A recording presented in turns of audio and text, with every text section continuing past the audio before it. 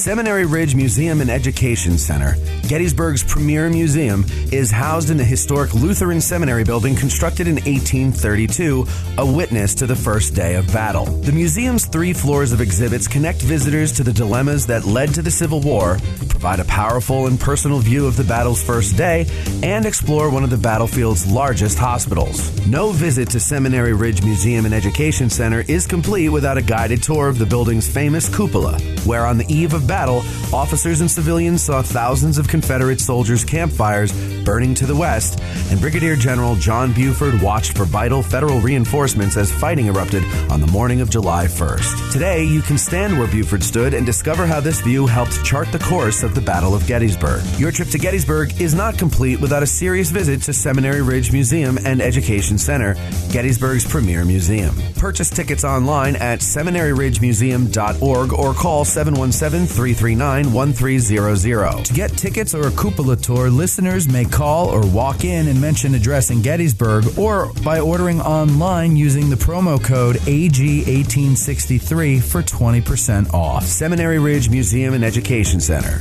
It began here. There's a devil to pay.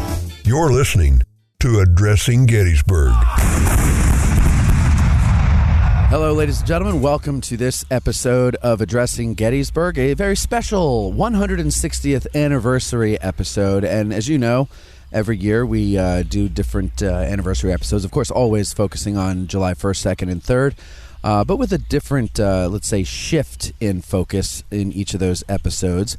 And today we are sitting out on the lawn in front of the Lutheran Seminary at the Seminary Ridge Museum and Education Center. We're looking out at McPherson's Ridge. It is a gorgeous day. You can hear the birds chirping. They're happy to be here, as are we. Today we're focusing on, of course, the first day, July 1st, but mainly we're going to hit on the action around the seminary and the way the seminary was used.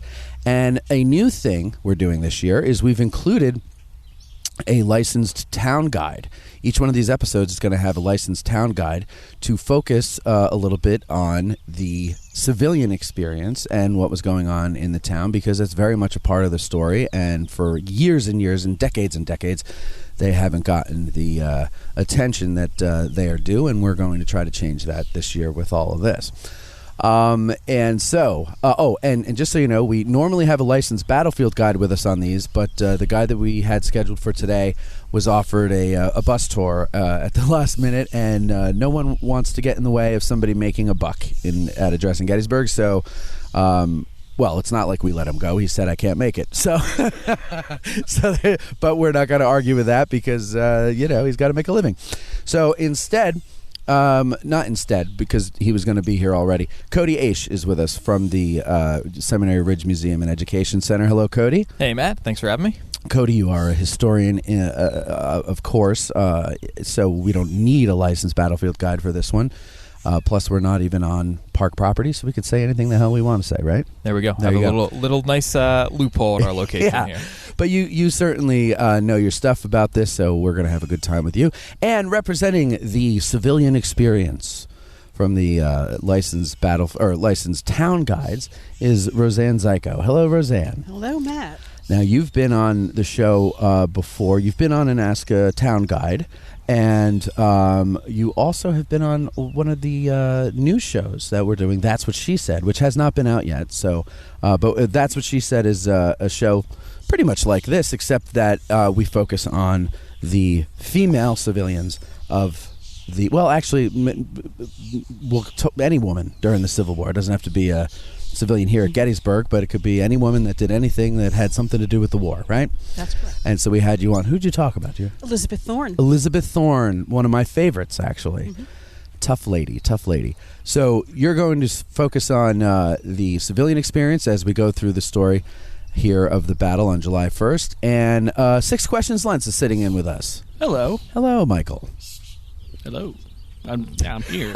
What more do you want me to say? That's it. I just wanted to leave you hanging. Just occupying this little chair here with my microphone. Yeah, no, we're going to sit out. And Mike will just jump in whenever he feels like it there. Okay, so let's get started here, Cody, with the battle.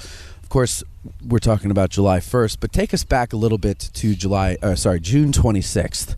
What happens then? Yeah, so June 26, 1863, the moment that a lot of people in Gettysburg would have had that boy who cried wolf sort of moment, living just a few miles north of the Mason-Dixon line. There's that fear for 2+ years of whether the war would impact this border community here in Adams County. And on June 26th, they'll see the passage of Confederate forces through the town for the first time. Under Jubal Early, a division of Confederate forces, after a brief skirmish, if we really want to call it that, with the 26th Pennsylvania Emergency Militia just west of town, going to turn and flee. Early's men will halt in the center of Gettysburg, hold the town for ransom, as they'll do along the way in several south-central Pennsylvania towns throughout Adams, and then in the days that follow in York County. Connections all over the place to the people who were involved in the 26th Militia, including some students here from the campus of the Lutheran Seminary, of course, where we said we're sitting now, students from Pennsylvania College. A couple of the individuals involved with the 26th Militia are the sons of both of the main faculty members here at the Lutheran Seminary. Samuel Simon Schmucker, the president of the seminary, his son is involved. Charles Krauth, the professor at the seminary, his son is involved.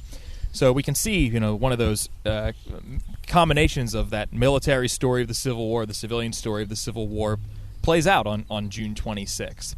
But Early's men will continue passing through, and there's this sense of kind of relief in the town of Gettysburg, albeit they're picking up the pieces mentally, but also physically. Just a few miles west of Gettysburg, the Caledonia Iron Works had been burned, owned by Thaddeus Stevens, of course, a radical Republican congressman with deep ties to Gettysburg and to Adams County.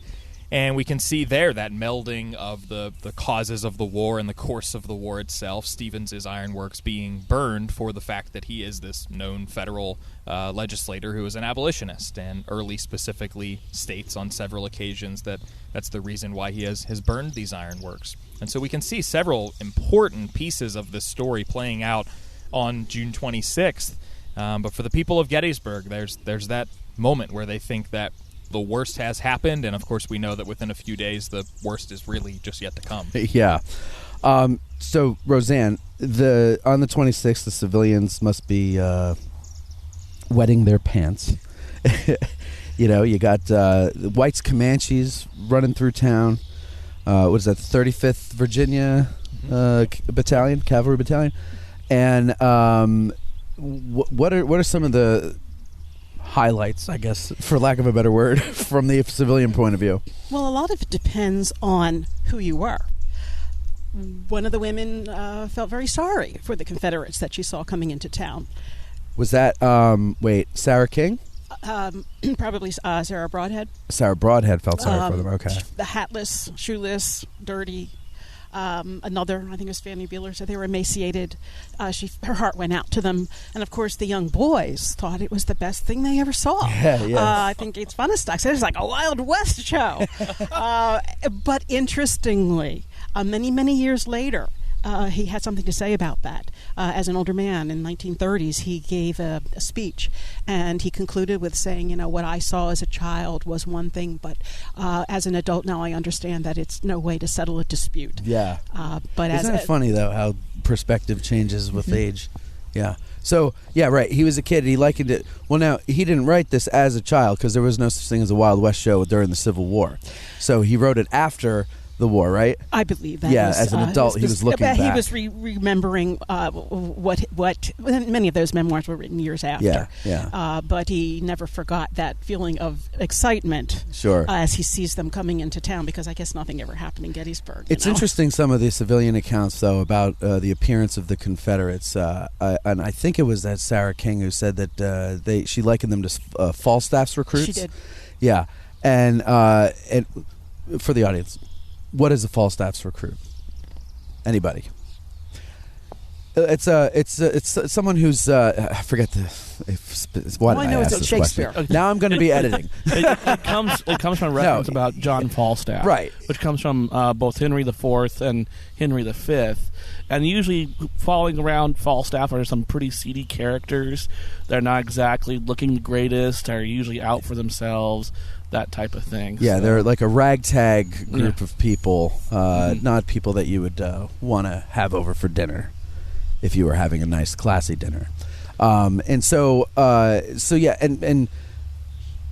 the descriptions of guys, riding on their horses with piles of muslin and 4 or 5 hats on top of their head, And one guy, I think it was a kid, I don't remember which one, who said he saw a Confederate with no shoes or boots, but the spurs wrapped around his bare feet. That's true. Yeah.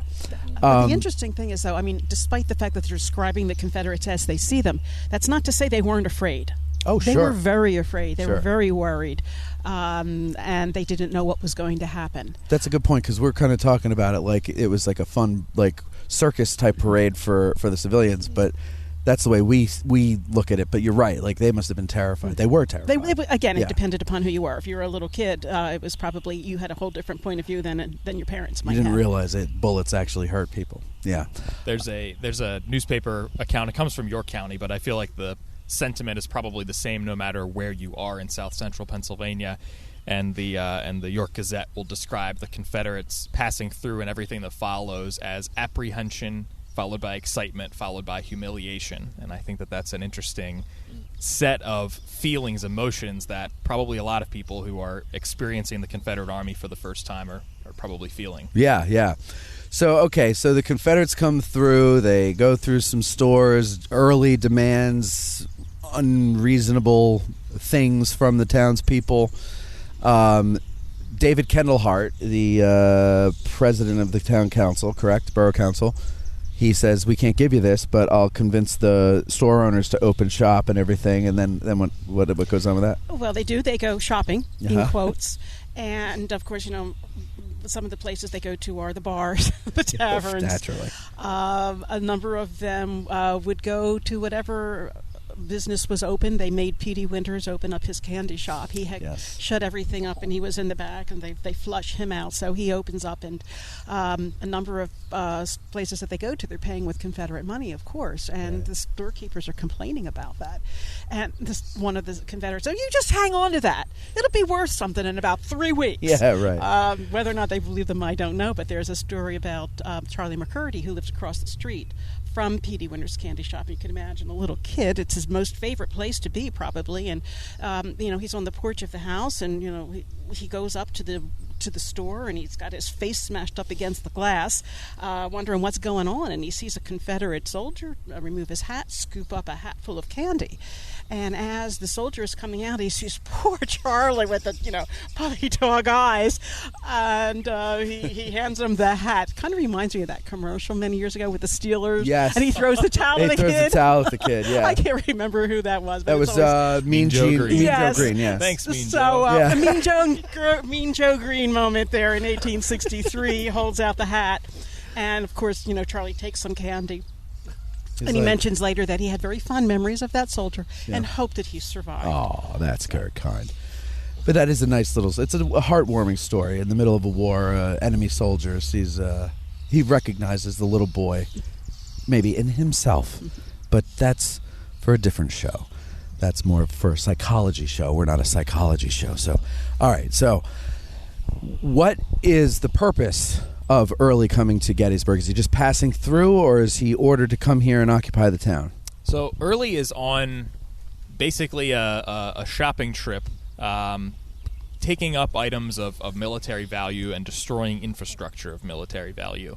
So one of the things we could say about Lee's army, and I've appropriated this metaphor from Park Service Ranger John Hoptack, where he talks about how if we were able to view Lee's army when it enters Pennsylvania initially, it would look like the opening of an umbrella, where you have 2 corps that are staying off toward the west between Cashtown and Chambersburg, as well as Lee himself, the 2 corps, of course, of James Longstreet and A.P. Hill. You have one corps dividing itself into two then, with Jubal Early's division from Richard Ewell's corps moving to the east, and then the rest of Ewell's corps moving to the north off toward Carlisle and Harrisburg. And all those things together would look like an umbrella opening, branching off to the west, to the north, and to the east. And Early's contingent of Lee's army, as far as the infantry with the bit of cavalry that it has with it, are the smallest chunk numerically of Lee's army that's doing this. But they're going to make their way east. As I mentioned earlier, they're going to destroy the Caledonia Ironworks. Then, as we've talked about, they're going to pass their way through Gettysburg. But they're going to do this same sort of exercise a couple of other places along the way, most notably the town of York. And York will be the largest municipality that surrenders to Confederates during the course of the Civil War. But Early's goal is ultimately to get to the Susquehanna River, and initially his order is to burn the bridge that crosses the Susquehanna River at Wrightsville. Now that'll change by the time that Early gets there.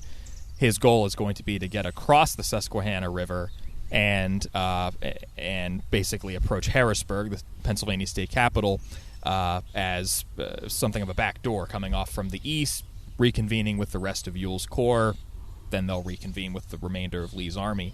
But they're going to, have this exercise at each of these towns along the way of asking for a certain amount of money, asking for a certain amount of shoes and hats and other supplies and foodstuffs. Things that will ultimately, if there's any silver lining to Lee's campaign into Pennsylvania, it is this. There is quite a lot that Lee's army is going to take with it that can be useful back to a war-torn Virginia as the war continues. 2+ years of war through Virginia. A lot of these items that these folks are asking for simply aren't available in that home center for the Army of Northern Virginia any longer. And so this relatively small piece of Lee's army, a 5,000-man division with some cavalry to support it, by no means are they, off attempting to capture any of these places per se, but rather get what they came for, continue moving on to the next location, and as they go along, they'll wreak quite a bit of havoc in destroying not only the ironworks, but also several rail bridges, telegraph lines, communications, any sort of logistics and transportation. They're going to make it extremely difficult for the Army of the Potomac as it starts to make its way north into Pennsylvania in the days that follow. So, a few days later, June 30th, what's going on then? So Gettysburg has seen some federal cavalry pass through on June 28th. And now June 30th, we'll see the arrival, of course, of the cavalry that will stay, ultimately leading to the opening of the Battle of Gettysburg. At about 11 o'clock in the morning, we'll see the first signs of battle that will follow. By this point in time, Lee has started to realize that the Federal Army is moving a little more quickly than it has been up to this point.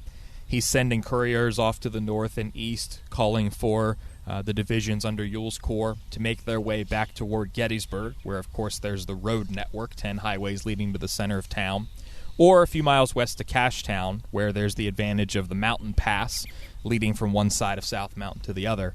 And he gives them this choice of Gettysburg or Cashtown, in Lee's words, as circumstances might dictate. And those circumstances begin playing out at about 11 o'clock in the morning on June 30th. Moving up from the south from Emmitsburg Road, Brigadier General John Buford, in command of 3 brigades overall. He has 2 of them with him as part of his cavalry division, about 2,700 United States horse soldiers. And as they approach Gettysburg from the south, they're going to be welcomed with open arms as this kind of redeeming force for the people of Gettysburg. 4 days removed from all of the events we've just described of Confederate forces passing through, now there's this sense of jubilation, of excitement, that here's the protecting force. But as Buford's men make their way through Gettysburg and they start to approach Seminary Ridge, somewhere in that general vicinity, and I think you can debate as to where exactly and how far, the brigade of James Johnston Pettigrew, a little more than 2,000, I believe, North Carolinians, are going to approach this general area. And the two sides, Buford's cavalry, Pettigrew's Confederate infantry, sort of eye each other down for a moment. Pettigrew has been given this order that so many division and brigade commanders in Lee's army have been given: avoid a general engagement before the army can be brought up. Pettigrew's men are going to start to back off. But this gives Buford some clarification. Buford's goal in coming to Gettysburg as the cavalry piece of the left wing of the Army of the Potomac is to find the nearest piece of Lee's army and report back to Wing Commander Major General John Reynolds down near Emmitsburg, Maryland, with what exactly he sees in this general area. And so now Buford, on at least 2 of Gettysburg's 10 roads, knows for a fact that Confederate forces are here. One, because his men had been at Fairfield, just north of the Maryland line, southwest of Gettysburg that morning. They engaged in a brief standoff there, a brief skirmish, before Buford's men went back to Emmitsburg and then came to Gettysburg. So he knows for a fact that along modern-day Route 116 there's a threat of Confederate forces.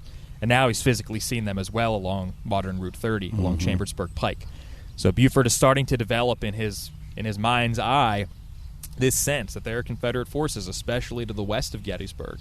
And then as the day wears on and he starts to spread out his 2 brigades with William Gamble's men to the west, Thomas Devens to the north, along a series of roads that kind of branch out like the fingers on a fork. In the official records, we know that there is a message that is picked up off of, I believe, Harrisburg Road. We don't know the contents of it. They're missing from the notation in the official records. But it mentions that there are men from Early's division spotted near the town of Berlin, which would be a reference to East Berlin, about 15 miles northeast of Gettysburg. Oh, I was going to say they got really far. Yeah, so we can start to see, that the Lee's army is starting to converge back in this general direction, and Buford has come into Gettysburg with a general sense of where Lee's army is, and by that night, he's going to send a note to General Reynolds, and the accuracy of where he places Confederate corps is rather remarkable. He mentions specifically Hill and Longstreet appear to be to the west, and Ewell to the north, and Buford will kind of put his pieces into play from there. Yeah. So he's basically going to set the stage for what would become the Battle of Gettysburg. He just doesn't really realize that at this point, right? He knows that he's got to do something. Mm-hmm. And he has sort of a premonition of sorts, we could say. And of course, we can't discount the fact that Buford won't survive 1863. He dies 5.5 months later. And some of the accounts, as far as dialogue that individuals around him place in his mouth, we don't have those accounts from Buford himself. But when we look at those who are around him, and when we look at the dispatches even that Buford is sending that night of June 30th, it does seem that he has this, it might be a little too artistic to say premonition, but for lack of a better term, he has a general sense that something at least is going to happen here in the morning. And the most famous account that comes out of that piece of the story is from Buford's signal officer, First Lieutenant Aaron Jerome. Buford tells Jerome to seek out the most prominent points and watch everything.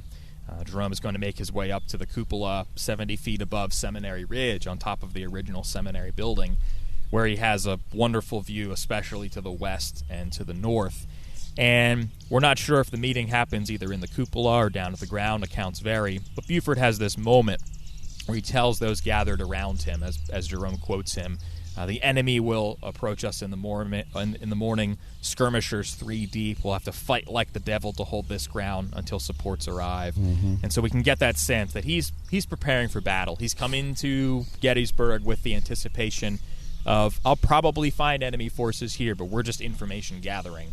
And by the time that these soldiers are bivouacking on the night of June 30th and the morning of July 1st, it appears they're going to have a fight the next day. It's almost like with his premonition that he had a DeLorean and he skipped ahead a day and then came back and had that conversation, because it's like word for word what happened for the most part. And I wonder if that's a little bit of Jerome kind of, embellishing a bit on Buford's behalf. There's probably a bit of that, but I think as with every historical account, there is some kernel of truth, sure. And we can find that kernel of truth in Buford's rather anxious dispatches to Reynolds, to Alfred Pleasanton, the Cavalry Corps commander. Jerome would say he writes 2 post-war accounts, 1865 and 67, so they're not very long after.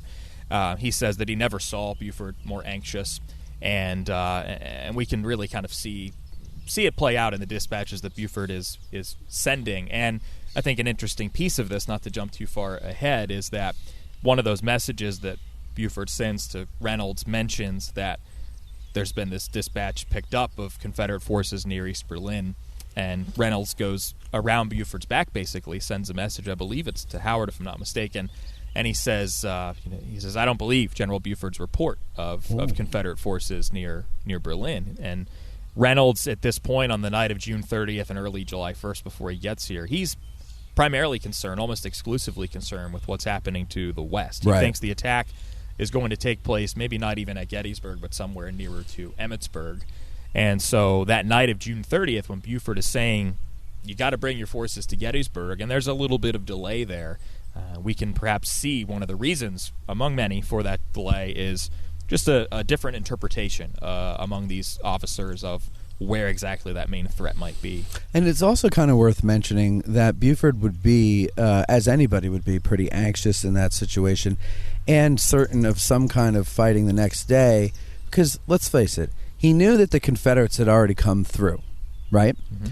He knows that there are Confederates 8 miles to the west at Cashtown. And, like you pointed out, also Fairfield. He has interposed himself on the road that they're going to be traveling down. Mm-hmm. So they're not going to be like, oh, is there a toll? And then try to pay a toll and keep on going. Like, they know that there's going to be a fight, either both sides.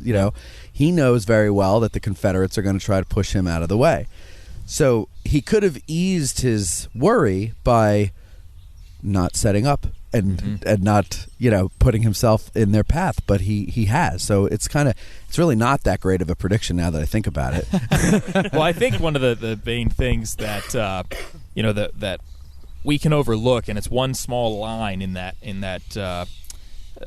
what is attributed to Buford, him saying, is the enemy knows the importance of this position. And I think that that's an easy thing for us to overlook in passing. It's a rather bland, generic statement, but when we really think about the ways that we could interpret that, what does he mean by that? And it goes to what you just said, Matt, why he is stopping here and getting in the middle of this path of these Confederate forces is that Buford recognizes that the reason why they're all approaching from multiple directions and the importance of this position, as he allegedly says, are the roads. He sees that he can create that roadblock. And I think for a long time we've interpreted that importance of the position as exclusively the terrain. But I don't think there's anything in the historical record that night of June 30th or the morning of July 1st that suggests to us that what Buford's trying to hold on to is the high ground. Put that in quotes. The high ground. The high ground. That's not the plan yet. And as we'll see, that plan evolves throughout July 1st. Now that's one interpretation of it. We can have a good debate about that, but that idea of why is Buford, as a division commander, as a relatively mid-level commander, let's say, commanding a little more than 2,500, 2,700 soldiers, he's making a massive decision in terms of where this battle will ultimately be fought, and he's doing it because he sees before anyone else, by virtue of the fact that he's here before anyone else, that they're concentrating here. Yeah. And if we give this up, we're giving them the initiative as far as where else they want to go while they're here in Pennsylvania. We did an episode with Tom Vossler and Jeff McCausland about their book about leadership, and we're talking about Buford, and they said that what he was doing is called leading the boss. He's the one with the information, and he's very, calmly and collectedly sending back and saying, it would be good if he brought the troops up here. He's not saying, you got to do it. He's not all panicked and everything. He's just saying, here's all the evidence, and here's what I suggest you do.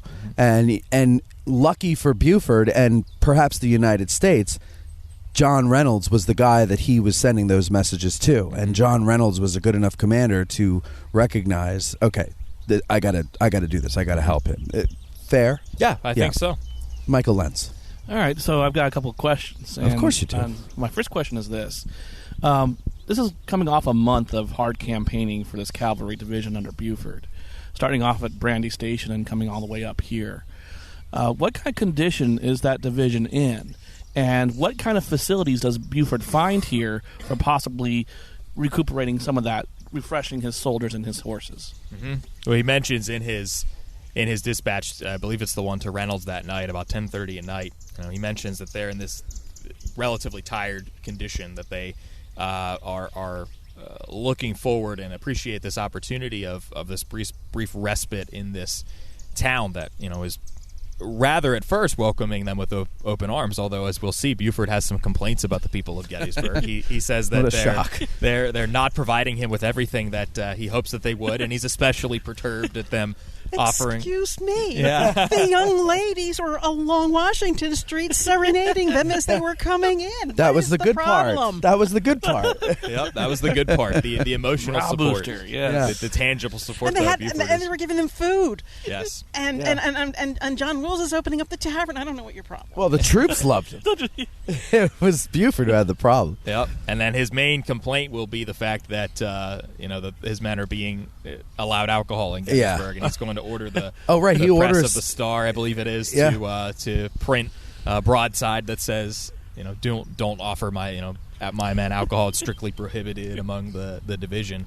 I like the way it's worded too, where it's like the sale of alcohol is prohibited, and also giving it to them. Yes, is in other words, don't think you're getting away with something by not charging them. Yep, you're still gonna, no alcohol for the troops.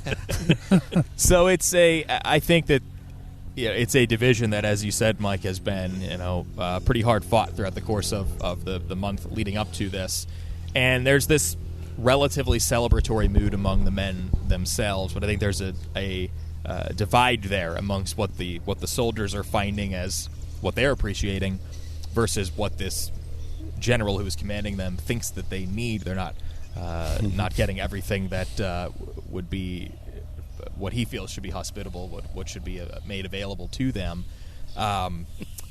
Beyond that, I can't think of exactly anything specific that Buford mentions at this point in time. That kind of goes with what Roseanne was saying before. It depends on who you were. Yeah. If you were a trooper, you loved it here. You loved the citizens because they were singing to you. They were, blinking their eyes at you. What do they call that? Batting their eyes.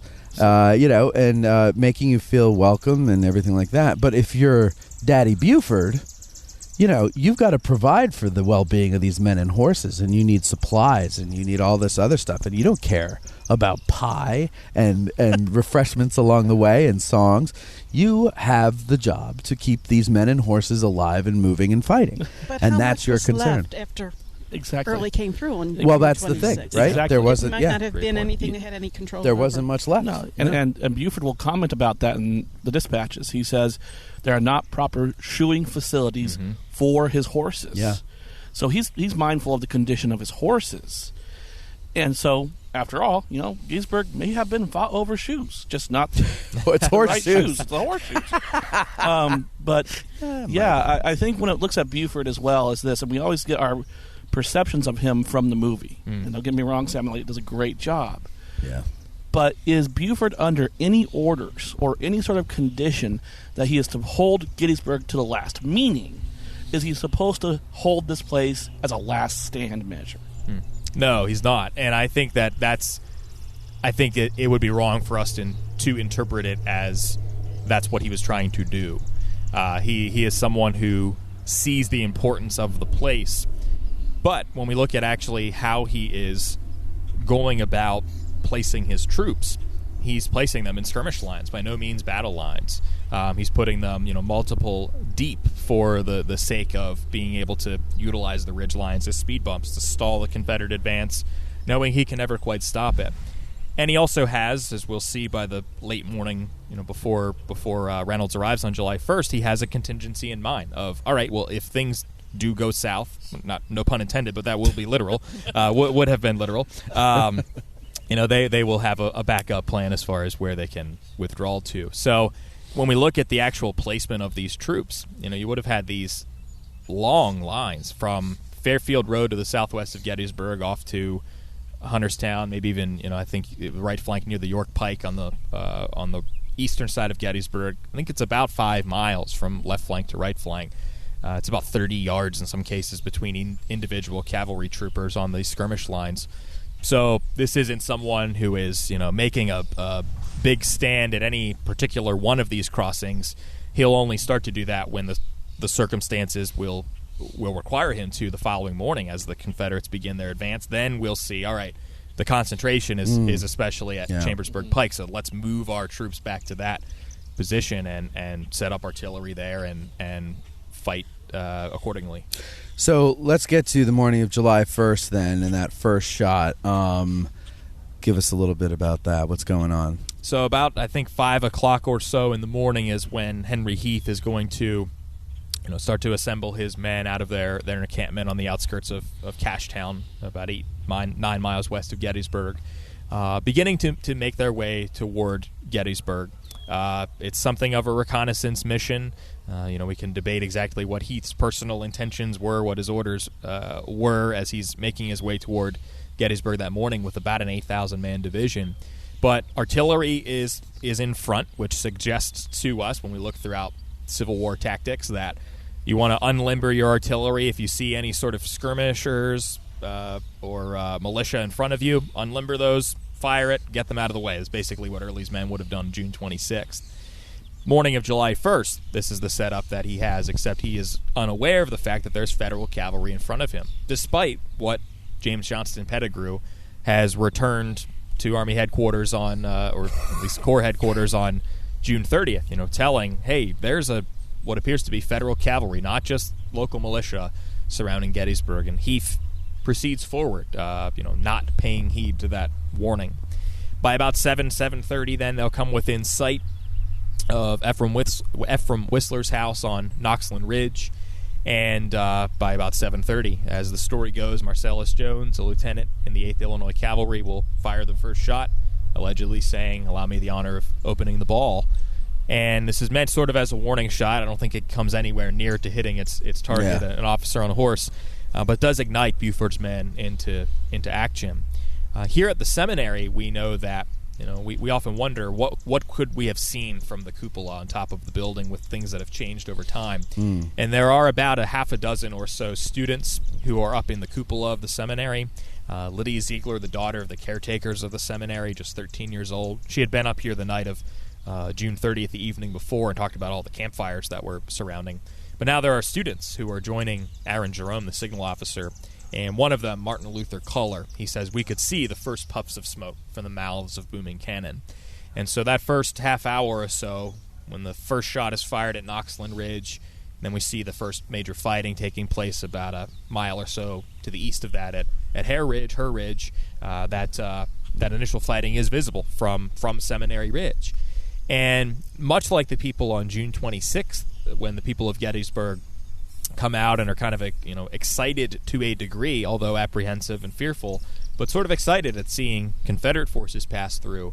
Now there's an actual battle being fought, but it's at a distance. And Lydia Ziegler will say later that I always wanted to see something of a battle, which is a peculiar statement. Yeah. But the way we can look at this, if we compare it to something today, is when we hear sirens or see flashing lights, we're inclined to go out on our front porch. Absolutely. We want to see what's happening. We're looky-loos. What's happening. Yep. Yeah. And that's much what these folks are doing. When fighting is happening 2 miles away, you feel like you're in a state of relative safety. The scene that you have just witnessed on June 30th of these sort of triumphant Union soldiers marching into your town, you have no reason to suspect that anything will go awry as the day wears on. But of course, as we know, a lot of the civilians, aren't they thinking that they've got enough troops to whip the whole rebel army? Because how many people have seen 3,000 men at one time, right? So, am I correct in that? They were jubilant. Yeah. Of course, when Buford came through, they felt that their protection had arrived. They had been, up until that time that Early left and Buford arrives. Of course, you mentioned the cavalry that had come through before. They're very worried. Yeah. A lot of rumors are flying around. You can imagine the level of anxiety is rising. Sure. They're actually isolated. The telegraph has been cut. The railroad's been burned. I mean, I went out without my cell phone the other day and I panicked. Like, I can't get in touch with anybody. Yeah. So you can imagine how they were feeling, right. Not having that contact with the outside world. So, of course, when the cavalry comes through, they go to bed on June 30th feeling very, very relieved.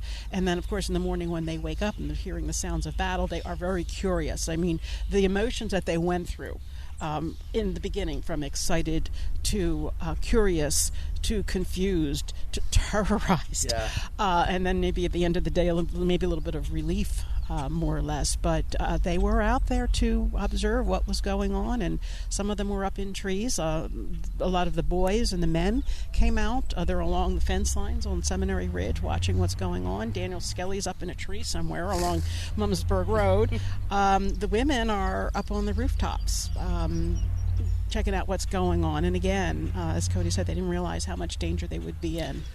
Yeah, and you mentioned the cavalry that came through before, and just so that anybody in the audience isn't confused, that's not Buford's cavalry. Was it Copeland? Yep. And that later becomes the Custer's command. Michigan Brigade.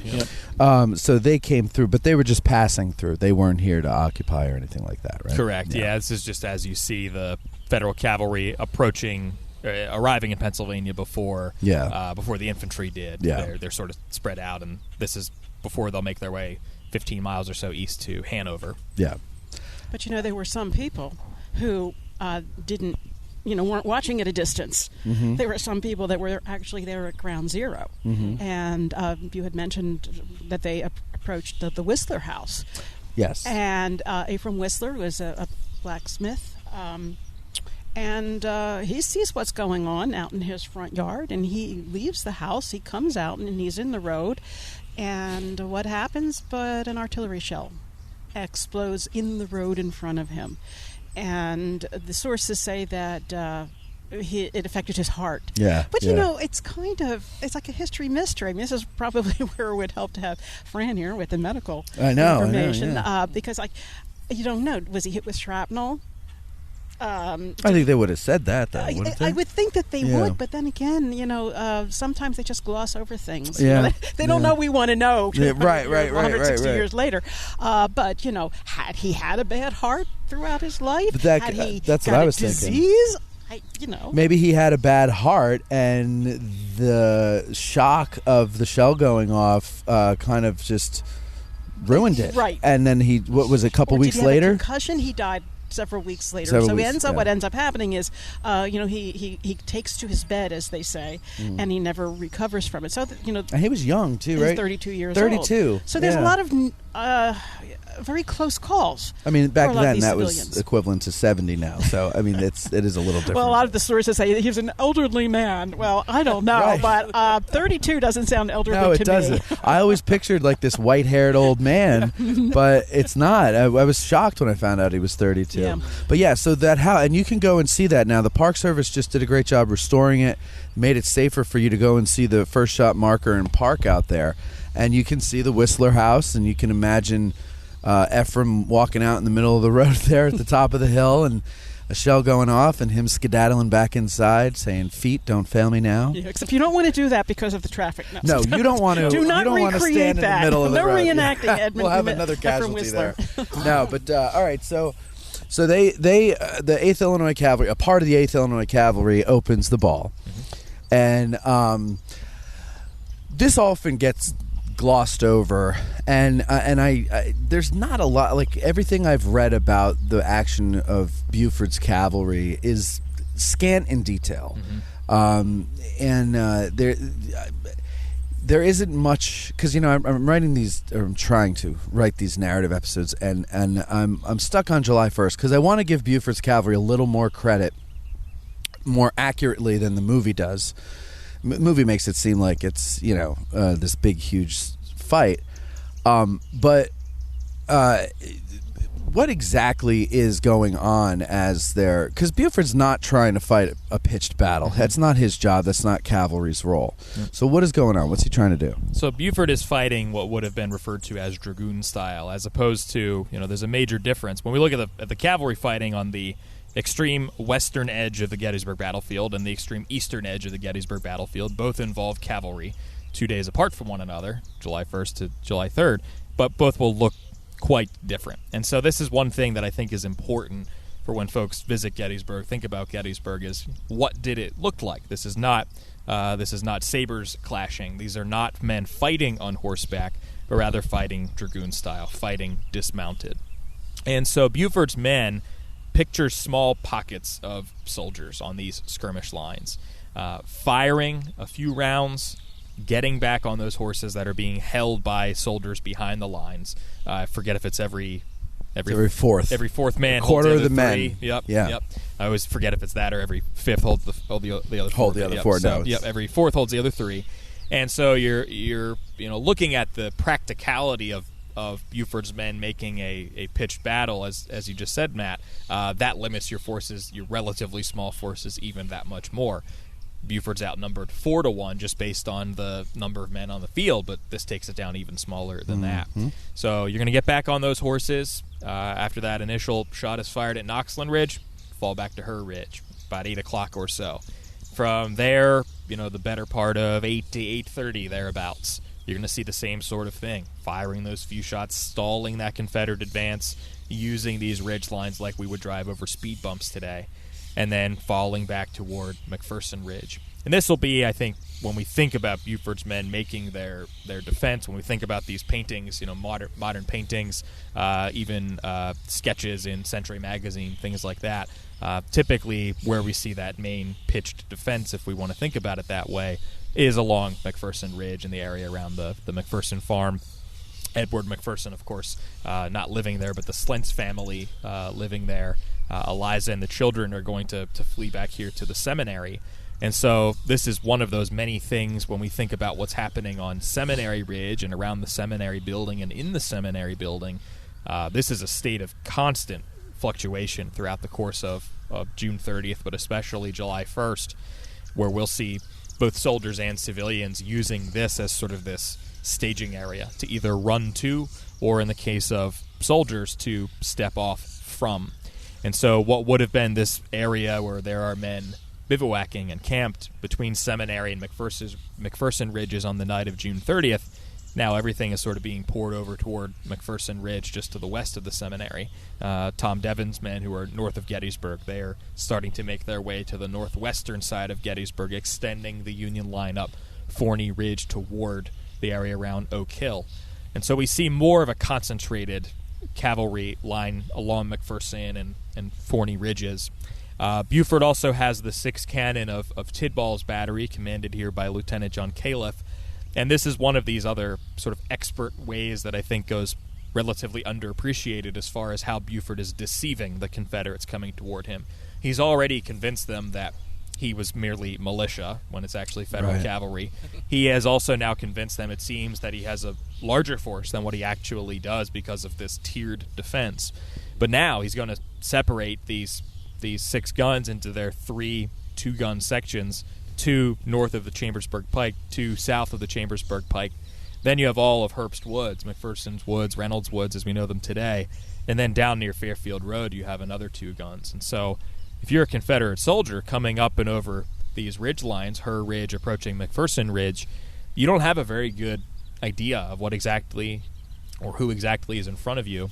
And as anyone knows, as all of us knows, we walk these ridges, the ground can easily swallow you up, so you can't see what's over top of the next ridge. Right. And so when we place ourselves into the shoes of what does this look like, it's not the full-fledged pitched battle that we'll see later when infantry starts to arrive on the field. There's not even that much artillery by what, of course, will ultimately converge here upon this field. But you have a lot of movement, a lot of fluidity of relatively small pockets of soldiers. But it's going to, have its impact upon Buford's men in terms of their ammunition. They fire multiple times per minute faster than rifled muskets, but they're on the other side of that double-edged sword going to run out of ammunition a bit more quickly. And so this is the moment specifically when Jerome says that he never saw Buford more anxious, is all of these things combining.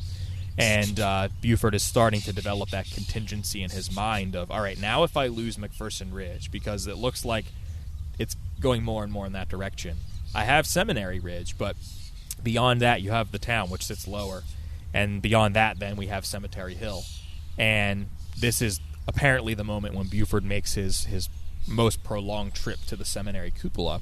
Is he's up there the first time the night of June 30th. Now he's up there twice in a relatively short period the morning of July 1st, as best we can tell based on Jerome's accounts.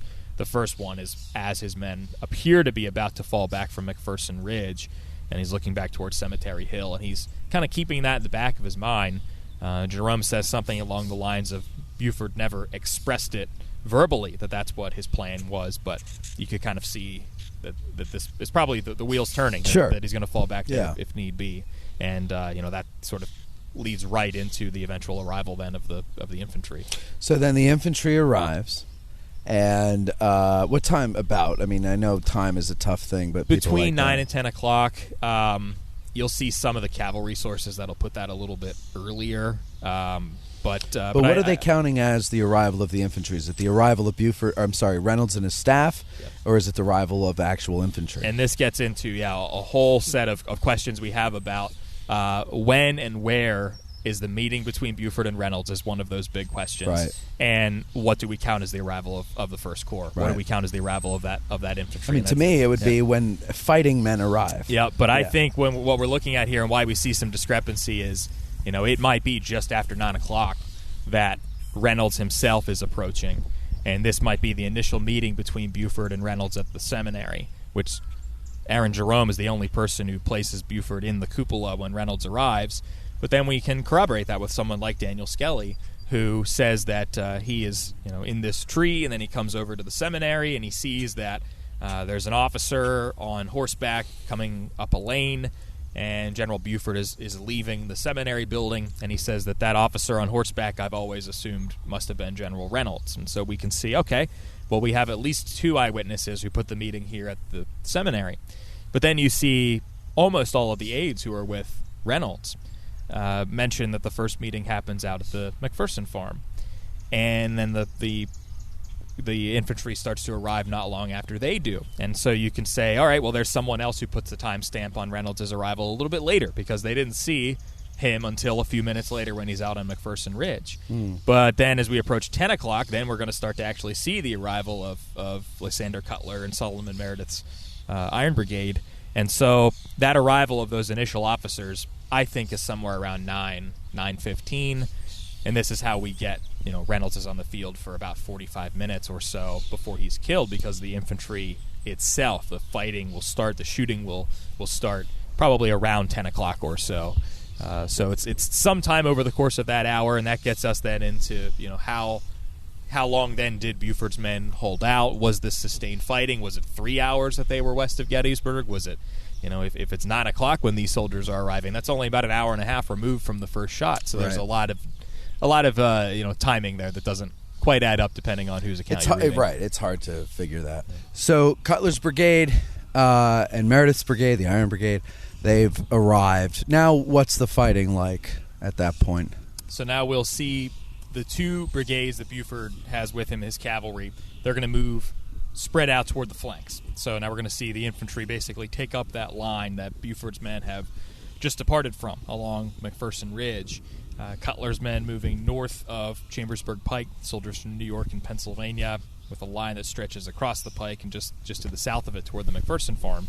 And then cutting basically right across the field here at the Lutheran Seminary and over toward Herbst Woods and the points just north and south of it, the Iron Brigade, leaving behind the 6th Wisconsin as this reserve force on Seminary Ridge.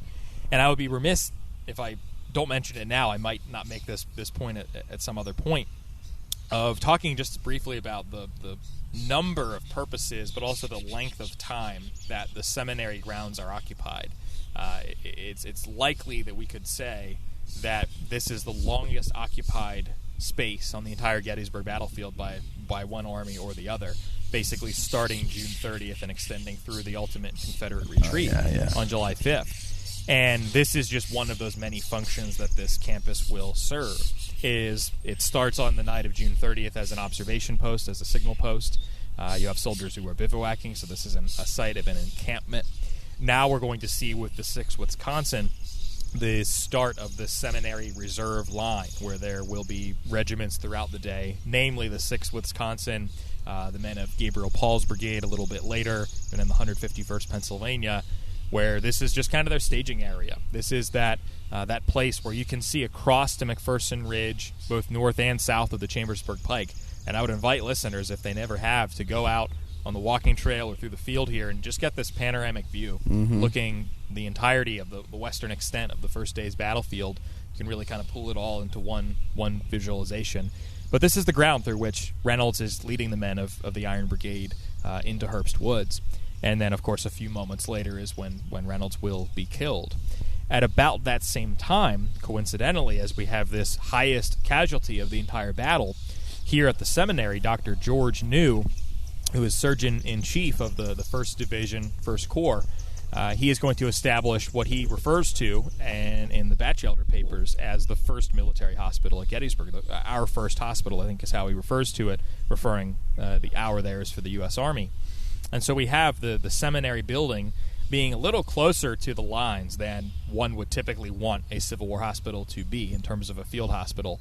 Yeah. But he can't pass up its location in terms of being up on top of the ridge, in terms of the number of windows that it has, both for airflow, but also, inevitably, it's a macabre thought, but an important one, you can keep down the piles of limbs inside of a hospital if you're able to discard them out the window. And so he's going to establish it with that in mind, likely. In addition to the fact that it's not far from a water source at the Schmucker House well. Samuel Schmucker, the seminary president's house, is just south of the seminary building. There's a well right there. And it's a easy building to see and to locate from any location on the first day's field, which lends to another reason that this building is important, is it is just simply a landmark. It's a place that soldiers can see whenever they're going into action, whenever they're coming back toward the seminary if they need to withdraw. So really at this time, we, I think, often get this sense of this nice clean battle line north and south of the Chambersburg Pike, but there's a lot of fluidity, wounded soldiers being brought back, Reynolds' body being brought back not long after he is killed. Charles Vail, one of his aides, says the initial plan is to bring the body to the seminary before they eventually take it to the George House on today's Steinmore Avenue. And so there's a lot of movement coming back and forth across this space, in addition to the fighting that's happening in Herbst Woods, at the McPherson Farm, and then north of Chambersburg Pike at the railroad cut. And eventually we'll see not long after the origins of the 2nd Division, John Robinson's division, arriving on the field. And they'll initially have their reserve line here on the seminary grounds as well, late morning. You mentioned the George House. For those of you curious to know, it's still there. It's on Steinmore Avenue, across from the Dairy Queen.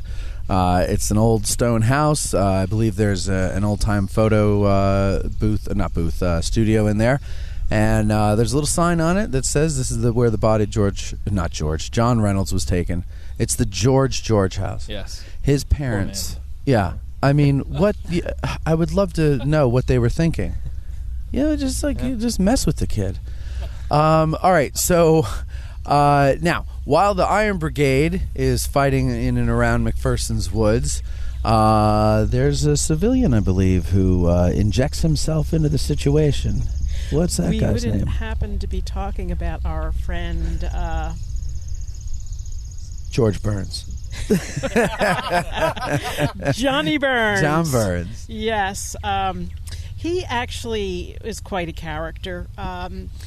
He had sort of a run-in June 26th with the Confederates when they came through town. So I don't know if he's going out to fight because he has an axe to grind or if he's patriotic.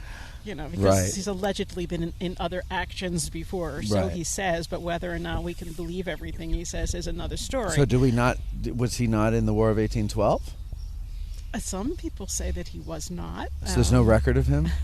I believe that is there's no record can be found from what I understand. Scandalous. I mean, Tim Smith has pretty much laid that to rest. So whatever Tim says about John Burns, I'm going to go with. Yeah. And if I'm not mistaken, it's that he's in the Army in 1812, but as far as what combat he says he's at experience Lundy's he sees. Lane, I believe, is what he said. So okay. He sometimes, when you get older, you can imagine that you were sure he was there, but maybe he was projecting. I'm not sure, but nonetheless, he decides that he is going to take up arms, and he tries to persuade his neighbor Joseph Broadhead to go with him. Oh, that's and he actually goes over to Broadhead, and he says to him, "Come on out! We're going to go fight those rebels." And Broadhead says, "Well, no, I don't think so." So John Burns starts insulting him, Yeah. and he calls him names. He calls him chicken-hearted, chicken-livered, a coward. Silly nanny. And I believe that it was Tipton who said he was there and he heard the exchanges, and he called him other things I couldn't even say.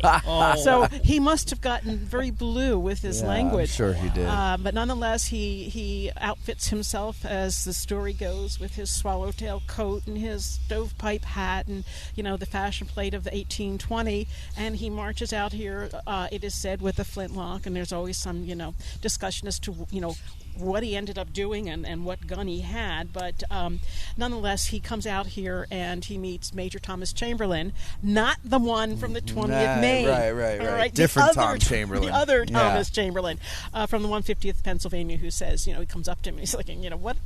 Sure, go see the colonel in charge. So he goes and he sees the colonel. So it's not with the Iron Brigade. I got that wrong. No, it was. It was? Yeah. Oh, okay. He ends up fighting with the first with the 7th Wisconsin, and then later with the 24th Michigan. All right, so it was later in the morning after Stone's brigade arrived that happened. Okay, so that's what I got confused. He jumps around, and along the way he picks up some a new rifle. And he doesn't get a uniform, though, but he gets a new rifle, he gets ammunition, he's behind trees, he apparently shoots down someone. He's sort of, sharpshooting, right? To use the word that they would use then, not sniping that they use today, but that's kind of what he was doing while he's out there. And, he was mustered in for the day. They were very, very impressed with what he was doing until he ends up getting injured. And...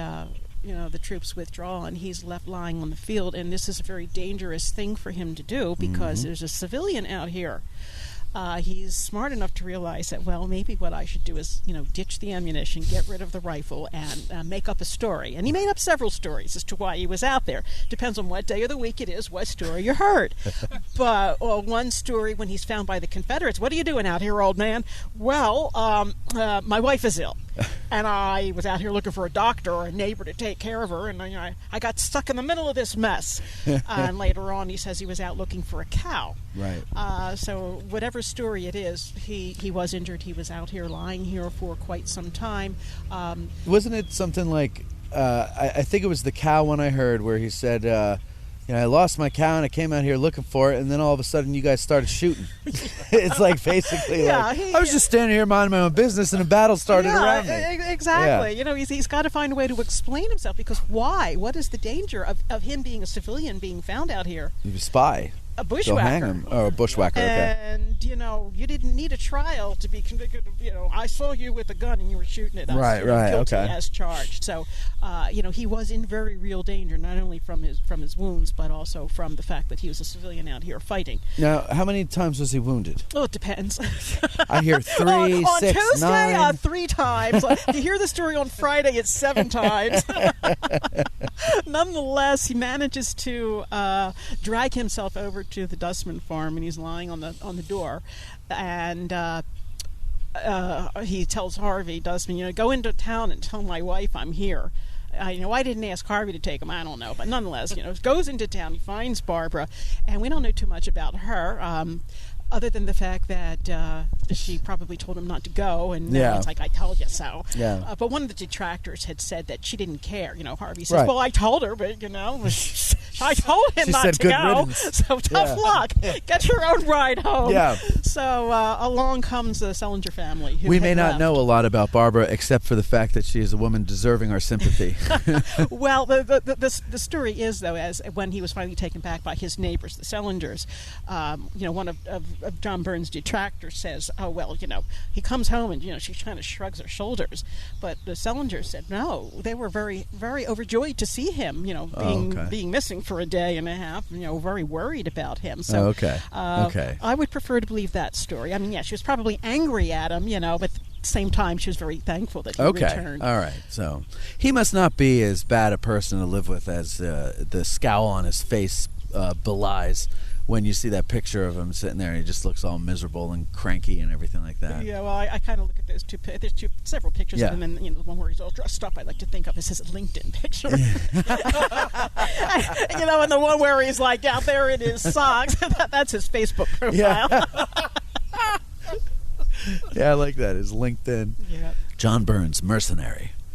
All right, so continue. I'm sorry. Well, so he gains a lot of notoriety after that, and a lot of people in town, he is hailed as the only person who came to defense of the town, which kind of made the other citizens a little irate. Yeah. There was a poem about him, and then there was a counter poem that says, well, he wasn't the only one. There are plenty of us out there doing our job. Right. But so how many others actually came out and joined the lines? How many came out to join the line? Well, that's a good question. And maybe you guys might have heard that apparently there was a black man out on Culp's Hill. Culp's Hill, yes. With the 5th Ohio. Yes. And whether or not he was a town citizen, because the majority of the blacks had left. Right. If Could have they been were a not in Teamster with the hiding, Union Army. Could have been. We don't know. It could have been. There's But another, just after that, then there's one with the 109th Pennsylvania. And so I think that guy goes up to the top of a tree and is looking out over the Confederate lines, and then the 5th Ohio talks about a man, whether the same man or another, who actually picks up a rifle and joins in the fighting. So at least two black accounts. Right. There's two accounts of a black man in the same area doing something, and we don't know if it's two separate people or one guy doing two separate things. Correct. Yeah. But the thing with the civilians is, as long as you were considered a non-combatant, you could be fairly well assured that you would not be harassed. Right. But nonetheless, once you took a side, it would be considered taking a side. If you're sheltering a soldier in your house, for example, you're hiding them. Oh, now you picked a side, you are no longer a non-combatant. Right. But even if you're doing nothing, just riding into town to come back to see your family, or going back to check on your farm, you could be accused of spying as a civilian, and several were, and taken south to prisoner of war camps. So it was kind of dicey for them, you want to stay out of it, but at the same time you want to do something that's going to help those soldiers who are coming into your house for shelter. You're not. How do you turn someone away who's coming for help and they're hurt? I don't think there was any. Let's say I have not come across any sources that say they were ever turned away, and many of them put their lives at risk. In order to do that. And for Confederate soldiers too, if I'm not mistaken, wasn't there a Confederate soldier who hid at somebody's farm? I forget where this was. Harriet Bailey. And stayed. He pretended to be their son or something like that. North Carolina soldier. At the end of the first day, he comes up and he's knocking on the door, and he says, "I've had enough of war." And they took him in. And they gave him one of the son's clothing, and he went out and he was picking cherries. He was part of the family. I don't know if he ever opened his mouth when this right. Or he was good at accents. I'm sure that southern accent would have given him away. But there was a very interesting story Bethany Yinkling told me that at the Children's Museum, the descendant of that soldier had come into the museum and had seen the story of William Bailey, the young boy from the family. And apparently that young North Carolina soldier stayed and married a local girl. Wow. So it was a happy ending. Yeah. Not too many happy endings, but that's one. That's a good one, yeah. All right, so John Burns. So I'm sorry, I keep interrupting you on the John Burns story. We're done with John. We're done with John? Yes. Okay. All right, good. When we get to the anniversary of November 19th, we'll talk about John and Abe Lincoln there. But in the meantime, let's continue with the battle here, Cody. So move us on now into, there's a lull in the afternoon, or in the noon hour-ish, right? Now, when we talk about this lull, I mean, that's a deceiving, well, is it a deceiving word? It's not that it's a cessation of action. Mm-hmm. It's just that there's less of it. Good. The infantry isn't making any major moves except for maybe some readjustments within the lines. Mm-hmm. Artillery's trading shots, though, right? Yep. Yeah. If we were in literally any other context, if what was happening during that lull were happening on any day without a battle having already preceded it for a couple of hours, we'd be messing ourselves. We would be absolutely, people would be making note of it if this had happened any other day. So, I think that's an important distinction, is that it's a lull by the standards of the battle. Of the rest of the battle, but, a lot of artillery still being fired, and then a lot of maneuver. And I think that's an important thing, is a lot of visitors will often ask the question or have some misunderstanding of when we talk about these lines of soldiers. There's almost this feeling as if they just kind of appeared there in a vacuum, and we don't consider that there are soldiers moving across this battlefield to and from these lines at any one moment. And so that lull, that noontime lull, a lot of artillery being fired back and forth, and a lot of movement of soldiers. And I'll just kind of give an anecdote of through a couple couple of individuals' eyes here at the seminary to give us a sense of what this law must have looked like for them. Gabriel Paul's brigade, part of John Robinson's division, Henry Baxter's men, the other brigade in this division, have started to move north along Seminary Ridge. They're approaching Oak Ridge. They're north of Chambersburg Pike and just south of the Oak Hill and the Peace Light today. And Paul's men will stop at the seminary. And after Reynolds was killed, General Abner Doubleday will effectively take command of the field for a bit until General Oliver Howard, commander of the 11th Corps, is made aware of the fact that he is commanding the field. And Doubleday will look at the situation to the west of Gettysburg, and he will testify to Congress as well as write in his official report, which is the longest of any of the officers here at the Battle of Gettysburg.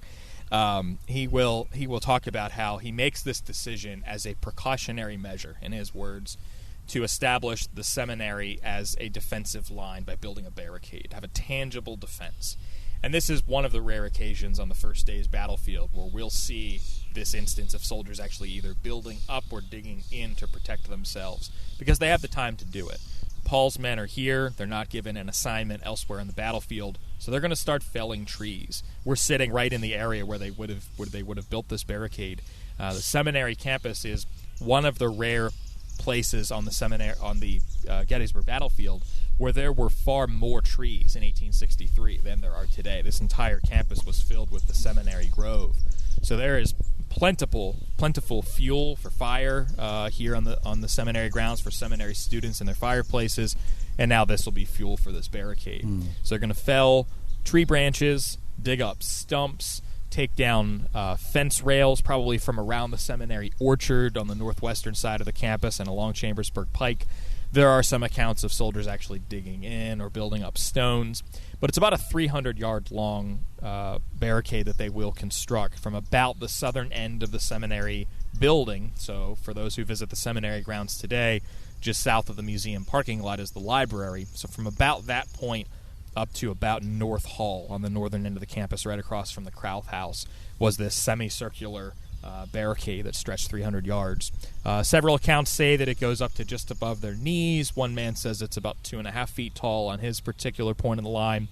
But there's going to have this rather protective device here as this precautionary measure. So things like that are happening during the noontime lull. Men are certainly working, sweating, moving, as all of this artillery fire is happening around them. One of the soldiers building this barricade is Major Abner Small of the 16th Maine. And he'll look up at the seminary cupola at one point. And at this point in time, there is still at least First Lieutenant Aaron Jerome, Buford's signal officer. He's up there, late morning. And Joseph Orton Kirby, who was a major serving as a telegraph operator in the Federal Army. At least those two officers, based on their accounts, are in the cupola. And both, especially Jerome, talk about looking to the north and being able to see the arrival of what we now know as Robert Rhodes's division. About 8,000 men, the largest division in Lee's army, approaching, coming down the Carlisle Road north of Gettysburg. And Major Small, building this barricade, he looks up at the cupola and he sees officers, and they're anxiously pointing to the north. And so we can start to corroborate what's happening at any given time during this noontime lull and look at the fact that there is all this movement happening. And the soldiers on the ground building this barricade, they're starting to react to the fact that they can see these officers pointing anxiously to the north. And then suddenly, a few moments later, soldiers of the 16th Maine and the others of Gabriel Paul's brigade, now they're given an order that they're moving off to the north. And now the murmuring starts to go around the line. I think the rebels might be coming from this direction as well. And we know that Lieutenant Jerome is going to send a message, or actually it seems take it himself, over to Cemetery Hill, and he'll alert Oliver Howard. He'll tell him, General, over a division of rebels is arriving on our right, and there is nothing but cavalry to oppose it. And that cavalry is Tom Devens, and Devin will write about the fact that he has Confederate forces in his front, be the 5th Alabama, a line of skirmishers, but then he's also starting to receive some friendly artillery fire in his rear from Cemetery Hill, from the 11th Corps. Now, Devin, at this point, though, he's over here on the west side of the first day's battlefield, right? And they've sort of, I think it seems, sort of shifted. After the arrival of the First Corps, they had shifted a little further. Oh, okay, right. So the the infantry is up here, and then Devin and Gamble, right. So Gamble is over to the left, south of the Hagerstown Road. Correct. And then Devon is off in where? He would Like be where around, Weiss Market is today? Yeah, probably a little further west of that. So along Mummersburg Road. Okay. Around the athletic fields, the college, I think that general vicinity. All right. And that makes sense. His vedettes, early in the morning when he left to come over here to concentrate around the Cashtown Pike, he did leave his vedettes on the roads east, northeast, and north of town. He didn't just leave it all. He didn't abandon everything. Correct. So just so the people understand, he left some men there in case something happened that they would notify everybody else. Exactly, because at that phase, that's still Buford's information gathering. But now we're further along now. The infantry is up here on McPherson's Ridge, west of the Seminary, and the Confederates are coming in. Okay, so yeah, gotcha. Yep. Continue. I'm sorry. No worries at all. So this will be the last time that we'll see the Seminary cupola being used for observation purposes, because now it's surrounded to the west and to the north. Pretty much all the civilians, the students, the faculty, the caretakers, the Ziegler family, they're all gone by this point in time. How many people? How big is the student body at that time? 24 students are on the class list for the summer semester of 1863. The Zieglers include 7 family members. Mary and Emmanuel were the steward and matron. They had 5 children living here with them on the first floor. Charles Krauth and his family live on the northern end of the campus, and then Samuel Schmucker and his family on the southern end of the campus. The only folks, kind of taking half a step back, who had fled before the battle, or the only person who fled before the battle, appears to have been Schmucker. He's warned by a former student of his that his name appears on a list, and in what form that takes, I've never been able to fully determine. But he's warned that if the Confederate forces find him, largely it seems based on a series of anti-slavery sermons that had been disseminated through the Lutheran Church. He had advocated in one case especially for what he called universal abolition, and ultimately it's enough to make him a wanted man, in addition to the fact that he may have been an agent on the Underground Railroad, and we've never been able to fully determine that. But that rumor abounded and has abounded through seminary histories through the years. So Schmucker's gone. His wife and daughter are still at the house. They had earlier in the day been handing out pails of water to the men of Cutler's Brigade as they're coming past, and the officers in Cutler's Brigade are kicking over those pails of water because they don't want to slow down the progress of the double quick into line. And Krauth's family will leave not long after. The Schmucker women stay. They'll be there. They'll actually have a run-in with some Confederate forces who are here after July 1st. But the Ziegler family has started to leave sometime around the noontime hour or a little bit thereafter. And so we're going to start to see this kind of mass evacuation of civilians from Seminary Ridge at about this same time that we see Confederate forces approaching from the north, and things are starting to look a little bit more dire off to the west. But we now have almost the entirety of the First Corps on the battlefield. The Vermont Brigade, of course, won't be present July 1st. But for all intents and purposes, almost the entirety of the First Corps is here. The 3rd Division, Doubleday's Division, now under Thomas Rowley, has begun to arrive after Robinson's men. We'll see Stone's Brigade out on McPherson Ridge, Biddle's Brigade here on Seminary Ridge, and then going over to McPherson Ridge to kind of set up that late afternoon action. All the while, the 11th Corps is moving 2/3 of its strength into the fields north of the college, and Howard has now made Cemetery Hill that final fallback position by leaving a division on the slopes of Cemetery Hill itself. And so we've kind of seen that evolution I mentioned earlier of starting with a plan June 30th and early July 1st of information gathering, stalling the Confederates at worst. Then that sort of evolves into, as Reynolds says in maybe his last dispatch, I'll barricade the streets of Gettysburg if necessary to keep the enemy from getting to the heights beyond the town as long as possible. So now that has evolved into stop the Confederates from getting through Gettysburg. Now we've moved on to that next phase of they're probably going to get through, so we're going to have to withdraw to the hills to the south of Gettysburg, and that's the plan. By about 2:30, 3 o'clock in the afternoon is when we really start to see everything kind of moving into form as far as that final Confederate attack late in the afternoon. And I have a question about the civilians, not the civilians going off of the Seminary Ridge. But what about the civilians to the west? And how about some of those farms that are off near Willoughby's Run? Like the Harmon farm? Area? I'm glad you mentioned that. What's going on with them over there? Yes, when you mentioned that the Schmuckers left, the Krauss left, the Zieglers left, and we all assume that they are heading into town for other locations. But there was one family that went in the opposite direction, and that was at the Harmon farm. Amelia Harmon is living there with her aunt. It's on Willoughby Run, a little bit west of the seminary here, and they decided to stay. They felt that their house was, as she described it, like a fortress. 18-inch thick walls. Wow, that can take any kind of a hit, I guess. Sure. She felt, and strong shutters. So they stayed. Strong shutters. And she says that they had a farmer that was there. The farmer had left with the horse, so she and her aunt are there alone. About 9 o'clock in the morning, she says she starts to hear cannon. She sees horses. She sees soldiers. And she sees Union soldiers actually going past the house, then coming back, retreating. And as she's describing what she's seeing, she almost says there are so many men. It was like a shadow moving through the fields. And wherever she looked, in the fields of Timothy, she could see Confederate soldiers. So, she's not really worried yet. But when she starts to see the wounded and she sees the Union being beaten back, then she says, well, there's a little bit of terror and alarm. We're going to lock the doors now. Had not locked the doors up until that point, but they locked the doors. But they're still very curious. Yeah. So they go up to the second floor and they open the shutters and they look out and, they're horrified at what they see. And, of course, she opens the shutters and a mini ball whizzes by her aunt's ear. So they figure, well, that's not a good idea.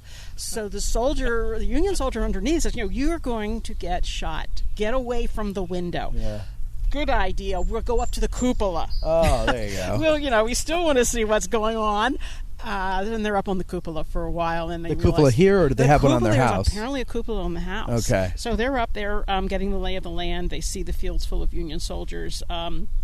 They're dismayed by what they see up there, so then they decide that they're going to go to the cellar. The doors are still locked. And while they're down there, they hear pounding on the doors. The Union soldiers, open the door, let us in. If you don't let us in, we're going to knock down the doors. So they did. They unlocked the doors, and in rushed the Union soldiers. Now, I don't know what regiment they were from, but they're in there, and they are shooting through the windows. They're shooting through the doors, and they're down in the cellar, and they can hear all this activity going on above them. Now they're getting more and more worried and concerned. Then all of a sudden, it's quiet. This does not bode well for them. They come up out of the cellar and they see their the Union soldiers have left the house. They see their barn on fire. Then they also see Confederates in their house beginning to set fire to the house. They found old newspapers and books and furniture, and they were beginning to set that on fire too. So they're trying to put the fire out themselves, Amelia and her aunt, and they're stepping on the flames, and it just isn't. They're not successful. Right. So the house does begin to burn.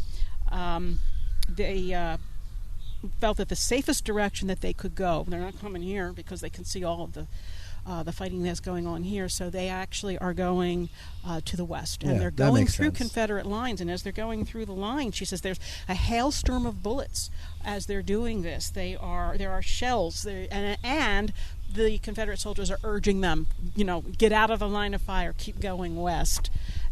So they finally do get beyond the lines, and they're given a tent and then rations for a couple of days as long as the Confederates are there. I think they were probably the only civilians that were fed by the Confederate Army while they were here. And then they come back and they see that the house and the barn are totally destroyed. Was that the 52nd North Carolina that burned it? I don't know offhand. Mikey? It's either that or the 47th, somewhere there. I think it's 52nd. The 52nd has to be because they're nearest the road. I think I just listened to the Adams County Historical Society episode when we played Win Tim Smith's Money, and that was the question, and I think that was the answer. Yeah, it's the 52nd. Yeah. Yeah. Mm-hmm. Okay. So they're taken care of essentially by the Confederate Army, but You're talking about how the hail of bullets and everything like that, but they're going away from the line. So those are overshoots that she's referring to, which is something that I don't think, we always talk about the artillery overshoots during the cannonade. We never talk about musket overshoots because there's plenty of those. Yep. And not that you're shooting up in the air, but you just shoot a little too high. And I think especially when we're dealing with such quick terrain changes as we are at Gettysburg, where we mentioned earlier how the ground can swallow you up when you're moving up and over the ridges. Well, when you're firing at soldiers who are coming up a ridge, it's entirely likely, especially through a black powder war smoke that you can't entirely see your target, you're likely going to shoot right over that target because you might be shooting in line with where you can see the ground. Well, the ground slopes down and comes back up quite quickly, so it's entirely plausible. Yeah. There are accounts of Confederate soldiers later in the day during the attack on Seminary Ridge where they say that there's this bowl-like feature where when these men are firing, how it's the shooting is almost conforming to the shape of the terrain, and they're not always going to hit their target. It's right. going to go under or especially over. Yeah, that's weird. And what occurred to me is it was over the winter I was playing this World War II game, and it's like squad-based stuff, but they actually incorporate overshoots into things. So like you could be back at your base, but things are still coming even though you're not. So I was like, you know what? That's like a totally legit thing. Like, of course there'd be overshoots. It's not that the bullet, even if it misses its target, it's not like the bullet's like, oh, I missed, and it just stops dead air and drops to the ground. It keeps going until gravity takes it. Yep. So that would be something that they would have to deal with when they're running away behind the lines. Even behind the lines, you're not safe. That's my point. All right. Get us... Do you have any more before I move on? Okay. So take us along in the battle now. So the lines collapse. Well, so Howard goes out. Howard starts sending his men out, right? Yep. So what happens with them? So we'll see the heavy fighting taking place east of Oak Hill along the 11th Corps front, from basically the McLean Farm over toward Barlow's Knoll, Blocker's Knoll at that point in time, and the far Federal right flank. Howard, his initial goal, I guess, is to extend the First Corps line, right? Not to, because basically he acts as a refused line with his corps, the way he places it. But initially he's trying to get up on Oak Hill to extend the Union line. Is that correct? Yeah, and his memoir, I think, is the most extensive that he talks about this. And I forget exactly how he words it, but he says that my objective was to continue the First Corps line up the hill to the north of the Seminary or something like that, however he words it. So, yeah, we can get this sense that he's trying to continue this line almost in its entirety, it seems, facing west. He's not yet concerned about facing that line to the north, which I think is a reflection upon that idea that Reynolds had early in the day, as we talked about, where he says, I don't believe the reports from General Buford of Confederates to the north. There is this solely focused upon what's happening to the west of town, but it's going to be after Howard receives notices like those from Lieutenant Jerome at the Seminary, where he says a division of rebels is on our right and there's nothing but cavalry to oppose it.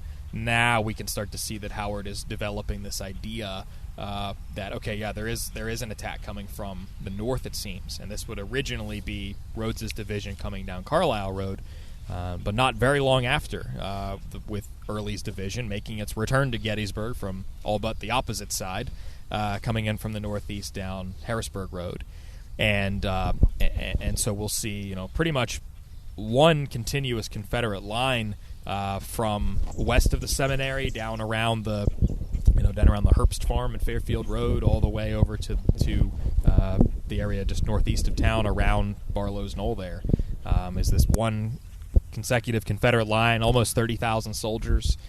Lee is on the field by this point in time, observing affairs from around the Her Tavern, and of course initially reluctant to fight at Gettysburg that morning is Lee. But by the time he gets here and he sees that he has Federal forces, it seems, on the run, being pushed back, now Lee is going to order this coordinated attack.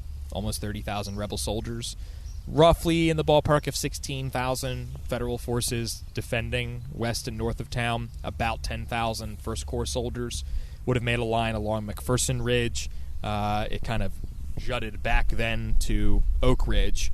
There's not a whole lot of continuation along the Union line. A lot of big gaps, a lot of smaller salients as well.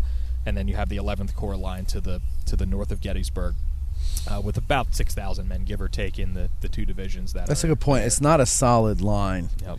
And it's kind of you're doing the best with what you have to cover as much ground as you possibly can. Yep. And the 11th Corps, how many men are in the 11th Corps? Just shy of 10,000. Just shy, so barely 20,000 when they arrive. Yep. But now at this point, the 1st Corps has taken a lot of casualties. 11th Corps is about to take a lot of casualties when they're marching on the field. Tell us about my buddy Channing Barlow. We also have to keep in mind that 11th Corps is under 10,000 men, but they've left one division back on Cemetery Thank Hill. you, Mike. Yeah. Thank you. That's even more bolsters my point. Steinbear's division is back on Cemetery Hill, so yeah, you have that. You see this throughout the Civil War and throughout military history of 2 up, 1 back. Whether it's 2 regiments forward, 1 back, 2 brigades forward, 1 back. In this case, 2 divisions forward, 1 back. So yeah, you're in much the same ways. Buford has depleted his force in the morning because of horse holders. Now Howard is making the conscious decision to deplete his force on the field because he has an ultimate plan to. You got to have a reserve. You got to have a reserve. Yep. So that's a good point, though. Is like we hear these numbers, 10,000 men, and this and that and the other thing, but there's so many. I forgot what I was reading the other day, but they were talking about how okay, this is how many they say they have, but you've got this many member detached on staff duty, this many members of the unit that doing this, and this many that, and then by the time you subtract it all, you're down a couple hundred guys. And I think that was at a division level, if I'm not mistaken, that they were talking about. And so there's 1.5 million things outside of sickness and injury, right? Oh, he sprained his ankle, or oh, he's got dysentery or whatever. Outside of all that stuff, there's 1 million things that actually deplete the fighting force before it ever gets its first battle casualty, right? Going into a battle. And so I think a lot of people got to keep that in mind. When you hear the 1st Corps had 10,000 men, did they really have 10,000 men shooting muskets? Yeah. And the answer to that would be no, they didn't. There were only 25 of them. 25 men. All right, continue. And John Burns. And John Burns, yeah. And one cantankerous civilian. Getting to Channing. Let's get to Channing. Yeah, my buddy Channing Barlow. Yep. Francis Channing Barlow. Pretentious. I don't like his statue. The look on his face, that smug look on his face, and I don't like his middle name. So tell me, is there anything redeeming about the man that might actually make me like him? Not that I can. Okay, there we go. But what does he do? He pulls the sickles before Sickles pulls the sickles. His initial Sickles line, pulled a Barlow. Yep. Go ahead. Yeah, his initial line is, I believe, supposed to be in the general ballpark of where I don't know if Broadway was a street in 1863 or not, but in I don't believe it was area today was his initial line along the northern side of Gettysburg, basically. And in much the same way as Sickles does the following day, he looks at that position, feels that it's too low compared to what is off in front of him. And so this is another classic case of not being able to see over top of that terrain. Barlow is going to move his division forward because of what he can see in lieu of what he can't see beyond it, which is the arrival of Early's division. And so this creates, among a Union line that, as we've just established, has so many big gaps in the middle of it. Biddle's Brigade, if we go left to right, now let's say you have Biddle's Brigade on the left end of the Union line at McPherson Ridge, pretty much right up against the Iron Brigade. A little bit of a gap there, and we'll get to who fills that gap here in a bit. And then you have Stone's Brigade on their right, but they're in a salient. They're facing both west and north along Chambersburg Pike. Then you have that gap that up toward Oak Ridge, and you have another salient there on the right end of Baxter's line, and then you have this big gap between the right end of Robinson's division and the left flank of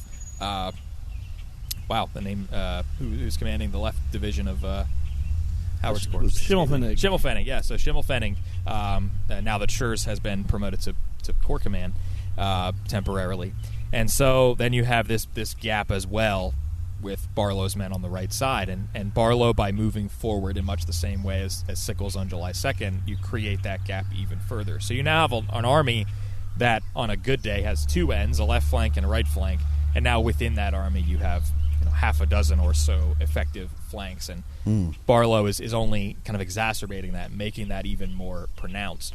In addition to the fact that when you look at the 11th Corps line, it's anything but straight. It kind of starts at the southwest and curves up toward the northeast. Then there's a big gap. Then you have Barlow's men on the knoll. And Barlow originally, like if you go up there and you look at his statue, he's facing the wrong way when you are thinking about like where the actual fighting of his division was coming from. It was coming from the northeast on the old Harrisburg Road, right? Yeah.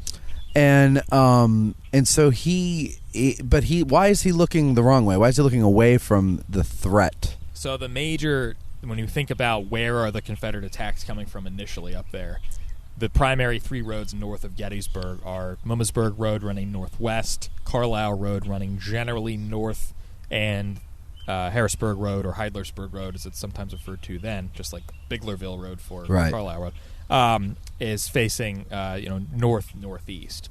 And Rhodes's division would have initially come down Carlisle Road. So Barlow's is initially coming into the right end of a Union line that up to that point, its primary threat has been coming from the area around Oak Hill and just to the east of Oak Hill. Now, after he has moved forward, you're going to start to see that arrival of men from the northeast. So specifically with the statue, I never really considered that it's facing that direction. My assumption would be that it's facing where that initial primary attack came from. Yeah, he's looking at the flank of Rhodes's division attacking. So you're saying that Barlow's statue is now staring at 4 roads, not just the 3 roads, but Robert Road. God, that's it. Okay, that's it. Mic drop. I'm done. Wow.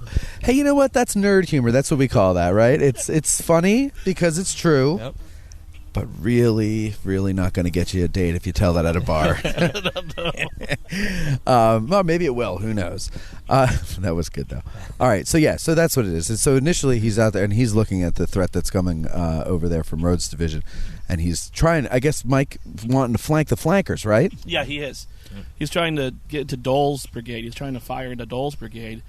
It's just that when Early comes down on the old Harrisburg Road, now Dole's is now flanking him. Yeah. And he gets hit from 2 sides. Mm-hmm. And he can't hold. For those familiar with the first Battle of Bull Run, First Manassas, it's in miniature form sort of what happens there, where each army's plan at First Bull Run is to flank the other, and they all almost end up going in sort of a circular motion. Yeah, it's like 2 S's inverted on themselves or some kind of weird shape like that. Yeah. All right, so what happens to Barlow's division, though, ultimately? Yep, so they're going to be smacked into at the knoll now bearing Barlow's name. Barlow, of course, is grievously wounded in the process, believed, I believe, initially to be mortal wound, but will survive it. And his division is going to start to pull back, which really kind of creates this domino effect, this chain reaction for the 11th Corps line. Early's division coming in from Harrisburg Road, and now finally successful attacks from Rhodes's division that have, earlier in the day, Iverson's men, for instance, had been repulsed along Oak Ridge. Now we're going to start to see some success from Confederate forces the entire length of that line on the northern and northwestern sides, if you will, of this portion of the battlefield. And they're going to start to be pushed back through the streets of Gettysburg itself, and we're going to start to see von Steinwehr's division coming off of Cemetery Hill, specifically Charles Coster's brigade. It's going to be moved to the area on the northern side of Gettysburg, at the brick kiln there, John Coon's Brickyard, and an extension of Stevens Street today. Well, of course, listeners are probably familiar with the mural that is now at that location. Mm-hmm. But those men are going against the grain. They would have had in front of them Barlow's division retreating through the streets of Gettysburg, coming directly in their front through their lines, and Coster's men are given that untenable location and task of trying to stall that Confederate advance to make time for the rest of the 11th Corps to withdraw back through the streets of Gettysburg. And as all of that is happening, we get into the age-old question that the 1st and 11th Corps veterans love to debate amongst themselves of who broke first. But for all intents and purposes, it's happening simultaneously. The 11th Corps line is breaking, and the line out on McPherson Ridge by this point has broken, and we see those 1st Corps soldiers retiring back here toward Seminary Ridge. So we always, often focus on that last stand of Custer's men, and especially the 154th New York, and especially the story of Amos Humiston. But on the left end of the Union line, there's something quite similar to that happening with the 151st Pennsylvania, which had been in reserve at this reserve position that the 6th Wisconsin had earlier in the day here at the Seminary. They have, up to this point, basically come in through the back door, if you will. They've come behind the Confederate line to get here. They had come up Fairfield Road and kind of had to do a 180 once they got on Seminary Ridge.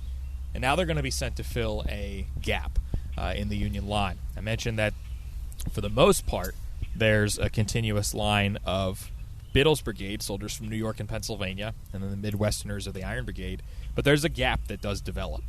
And the 151st Pennsylvania, in reserve, a fresh unit, almost 500 soldiers. It's a green regiment, a 9-month unit that had enlisted at the time of the Maryland campaign, the previous summer into fall. These men, by and large, are ready to go home. They had been at the Battle of Chancellorsville, but not engaged. But they are ready to end their enlistments in July 1863. There's a soldier named Jonathan Himmelberger whose letters we had on loan for a bit at Seminary Ridge Museum, and he mentions, "I think I'll be home by July 4th," and he'll be mortally wounded, actually killed in action on July 1st. But these men are going to be sent out to fill this gap that has arisen. And this just gives us a microcosm of the confusion of July 1st and the constant movement of these troops along this entire field.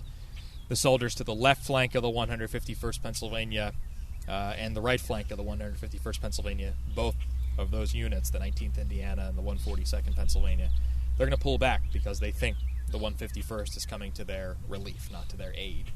And this leaves the 151st surrounded on essentially 3 sides by the men of Pettigrew's brigade.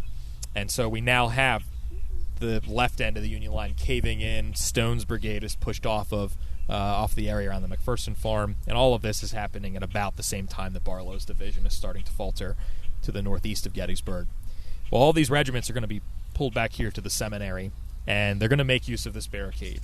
Pretty much all of the soldiers of Biddle's brigade, all of the soldiers of the Iron Brigade, many of the soldiers of Stone's brigade, though they're also going to be north of the Chambersburg Pike around the home of Mary Thompson and actually in Chambersburg Pike itself in some cases.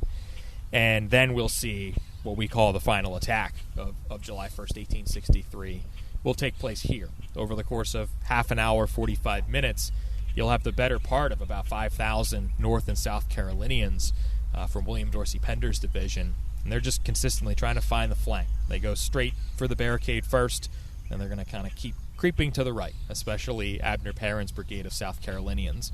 And they'll find the right. They'll drive Federal forces off of Seminary Ridge. The 151st Pennsylvania is, for the second time in about an hour, the last regiment standing in its position, and they've paid a terrible price. They entered this battle with about 475 soldiers. They'll retreat back to Cemetery Hill with about 125. They've lost about 74% of their strength in about an hour. Killed, wounded, captured, or missing. And this is the moment where we'll start to see the Seminary Hospital become flooded with wounded Union soldiers. The most represented regiment we have is the 151st Pennsylvania among the patients we know retreated at the Seminary Hospital, including its commanding officer, Lieutenant Colonel George McFarland, shot through both legs off the northwest corner of the Seminary building, carried into the northern entrance of the Seminary. And he says that as one of his soldiers, Lyman Wilson, is bringing him into the hospital, at that exact moment, Confederate forces are coming into the southern end of the building. So it changes hands that quickly. And what had been for 24 hours plus a Union signal station, a Union hospital, a Union reserve position, a Union landmark to retreat soldiers to, a Union headquarters. The building was Abner Doubleday's headquarters throughout much of July 1st. All of the sudden, all of that does a total 180. It's Confederate occupied. All of the Union soldiers inside of the building are temporarily prisoners of war. So all of that is happening here as the 1st Corps is now also starting to retreat through Gettysburg, just as the 11th Corps had been doing for a few moments to this point. When the Confederates take over the hospital, I'm sure they use it as a hospital too, or no? So initially, not necessarily. They'll take the... Did they send any surgeons to tend to the wounded there, or did the Union leave surgeons? The Union have a couple of surgeons behind, Amos Blakesley among them. He's the surgeon of the 151st Pennsylvania, so George McFarland will receive treatment from him. But McFarland and others, but especially McFarland, he's in the building for 2.5 months, so he has a lot of time to write. And he'll tell us that pretty much all of the food, water, medical supplies, they're stripped from the seminary. Yeah. And we would presume they're stripped by the Confederates to take to predominantly Confederate hospitals. Sure. Guards will be placed on the building. Those who are walking wounded, if you will, or not wounded at all, but were just captured bringing comrades into the hospital. Some of those folks are captured to the point that we'll see some of these individuals faking wounds, faking injuries, so that they wouldn't be taken prisoner out of the building. They figured they would hedge their bets on acting like they're wounded, and hopefully they'll leave us alone in this hospital, and maybe in a couple of days, our men will be back here. And that, of course, is exactly, what ultimately happens.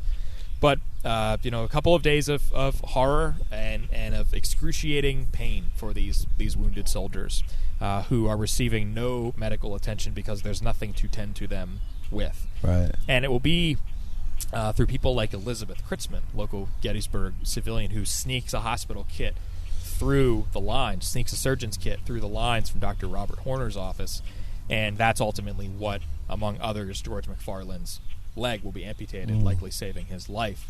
So it's an untenable place for these folks to be. Confederates will ultimately be brought into the hospital here, but it won't be until after their retreat a few days later. So from July 1st until about the afternoon of July 4th, July 5th, pretty much exclusively a United States Army hospital. Started as a field hospital for the 1st Division, 1st Corps. By day's end, you have pretty much all elements of the 1st Corps here. And after the battle, you'll see all elements of both armies being treated here. How about civilians now, as the armies or as the Union Army is retreating through town? What are some of the exciting stories that the civilians share with us? Well, many of them talk about the sounds, and they say that if you weren't there, there are no words to describe it. They're not only describing the sounds of the battle, but the cries of the wounded. The men as they're trying to run to safety. They are in their cellars by this point, most of them, although some of them are still out on the streets as the retreat is occurring.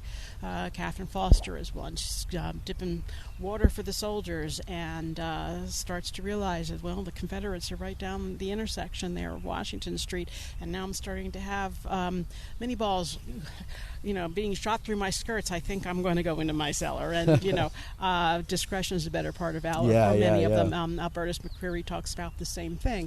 And he talks about it, he's in the cellar, and he can see the men running around, trying to flee to safety. He sees them. He hears one Confederate pointing out a Union soldier who's running by the cellar window, and he hears the Confederate say, "Shoot that man over there."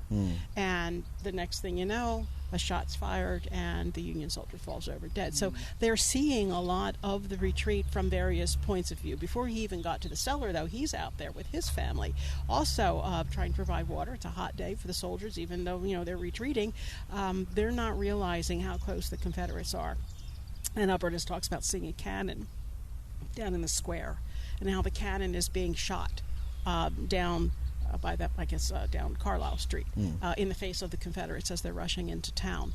So they see a lot and they hear a lot. Yeah. And by 3 o'clock it starts. It reaches its a flood stage by 4, and by 6 it's just about over. And they're experiencing these sounds and these sights as it's occurring, and it's frightening to them. I would imagine a cannon being fired in town would shatter all the windows. Do we have accounts of that? I have not read anything, but that's a very astute observation, I would think. I mean, it had to have, right? Have you ever seen anything? Not specifically at any particular building in town, but here at the seminary, the damage claim and then newspaper accounts from the immediate days after the battle talk about how while the building certainly is shot up, the bricks are shot up, almost every window is destroyed. Just gone. Yeah. And, there are points in the building where I can't see that a artillery shell could have hit the window from that angle, but it only makes sense that it's the concussion of artillery. Absolutely. And if you look at the photographs of the gatehouse Yes. at the cemetery after all those windows Yeah. are out. Yeah. But it's interesting that in a lot of the civilian accounts, at least the ones that I've read, they have not mentioned that, but I would think that it would be I mean, something it would that have would- to, because I thought I heard a story about them firing a cannon in town for one of the anniversaries or some celebration, Oh, no. and it shattered all the Oh, no. windows in the square. Have you heard that? Well, you might be talking about Penelope. No, it Or was after Sam. the. It was. After? No, It I- was in the 20th century, if I'm not mistaken. Do you know the story? I don't, but I Ah, certainly see where how did I that hear would be it? plausible. So on the day we opened, July 1st, 2013, as Seminary Ridge Museum, there was a symbolic artillery firing at 7:30 or 8 o'clock in the morning. Right And out they were here, right wasn't out it? here along Yeah, the I edge of the remember parking that. lot.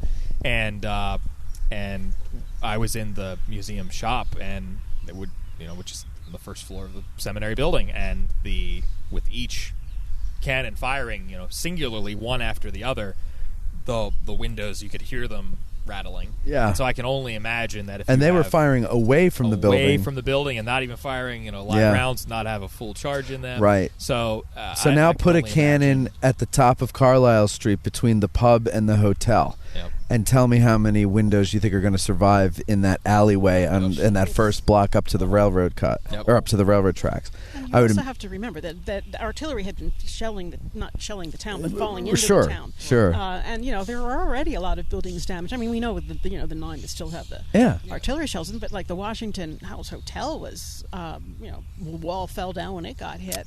So there was already damage And not to going on, mention not- those musket ball overshoots that we're talking about. I mean, a lot of those are landing in town, and they have to be hitting windows. I would imagine that's probably between the battery that was right across from the gatehouse, and there was another one too right near it. So there were batteries around the gatehouse, and on the attack on Cemetery Hill at night, those Confederate bullets had to have been hitting whatever was left of the window panes. So I mean, it makes sense that had no windows at all. But I bet you there were a lot of windows missing in the town. I don't know. That's just a curiosity. Michael, 6 questions lens. So with the town being such a hazardous place, was there ever an attempt to evacuate the civilians from Gettysburg? I don't believe there was. From what I've read, if you were already in town, you stayed in town. Confederates had set up picket lines around the town, and if you didn't have a pass, well, tough luck, you're not going anywhere. Same thing if you wanted to come into town. So I think that for those who stayed, they were temporary prisoners, more or less, of the situation. They didn't have the freedom. They could go around town, but I don't believe they could leave town. Once that you'd made the decision to stay, and some people had actually made the decision to leave, but they made the decision too late, and it was too dangerous for them to leave, so they ended up staying.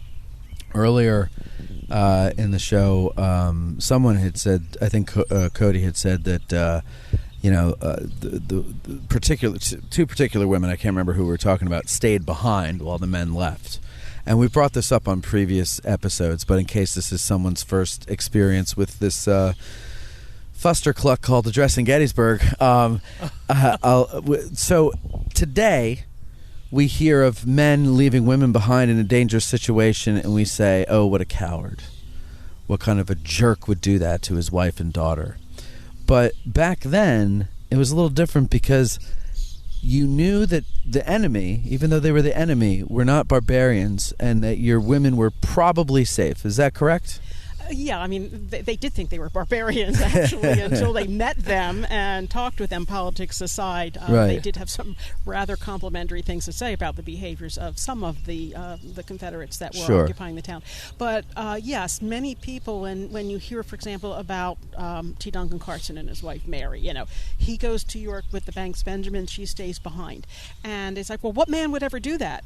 But in the 1860s, they were very strict gender roles, and it was the job, more or less, of the man in the family to protect that family's livelihood. Mm-hmm. And as you said, they could they could rest assured that, at least as far as being a white woman is concerned, that their wives and their families would be safe from any kind of physical harm.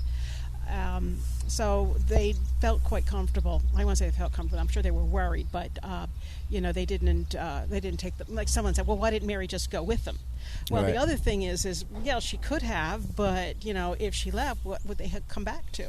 If someone stayed behind in their homes, the chance was very, very strong that Yeah. house would not be looted or ransacked. Yeah. If you left, it was all bets off. So, you have to consider how society was structured in the 1860s in regards to the roles of men and women. Okay. I think one thing we can see where, in cases where the lines will blur, there is the two women who I mentioned earlier were left behind are the Schmucker women in That's Schmucker's who it house. So was, Schmucker flees sometime within the last week or so of June. Wife, daughter remained behind, and because of who Schmucker was, and the reason for his flight from Gettysburg is because he's a targeted man. Well, when Confederate forces take Seminary Ridge, soldiers from the 1st South Carolina, among them are going to ransack Schmucker's house, saving the only article that they'll save is a Bible that was tossed into the street. One of the Confederate soldiers writes in it, says that I've preserved this Bible, picked it up out of the street, returned it to its shelf. Schmucker will say decades later, about a decade later, writing underneath of it, that this was saved by a illiterate, but I trust pious Confederate soldier, and so you can see that this man's family did remain behind, but because of who he was, because he's intentionally targeted, that's perhaps an outlier. We don't see many cases like that. Sure. Yeah. But the course of the war, because of its cause, its central cause, coming out in the form of this man in Schmucker, who was a known anti-slavery minister, they're still going to attack his home. And actually, one of the there's an account that comes out of the home as well, where the Schmucker women are being basically accosted by a wounded Confederate soldier. They're being held at gunpoint, and they're motioning to a Confederate officer who's outside, Eugene Blackford, and he goes in the house and he stops the Confederate soldier from causing them harm. And in talking with Blackford, Schmucker's wife Mary, they're going to come to a realization that they share a common cousin from Lynchburg, Virginia, and he'll order that a hospital flag be placed over top of the Schmucker house so that it won't intentionally be fired upon. Goes back to overshot, though. It'll be hit 13 times. Yeah. Over the course Yeah. of the Yeah. Isn't like the South Wall completely gone for the most part? He doesn't, I don't think, specifically state where on the home. He mentions that the northeast corner of the main building is pretty much all gone. Doesn't give us a number of shots for the seminary edifice, the primary building, but No, I'm talking about his house. his house, yeah. Not exactly sure. Yeah, I mean, there's still today, in air quotes, the remnant of a shell in the Yeah. southern end there that was actually placed decades later, almost a century later, it seems. But yeah, he counted 13 shells. I don't think offhand he specifically states where, but I would assume most are on that southern edge because they're primarily Union overshot from Cemetery Hill. Another sense, something we don't often think about, with the possible exception of Culp's Hill, in the aftermath of the battle, is natural damage to trees, and we know all the photos and the stories that come out of Culp's Hill. Well, here on the seminary grounds, I mentioned earlier how this was the space where there were far more trees during the battle than today. 19 years after the battle, Joseph Brown, who was formerly the commander of the 14th South Carolina, he approached Seminary Ridge in 1882, and he said that almost every surviving tree, basically where we're sitting right now, on the western slope of Seminary Ridge, was missing bark up to about the height of a man.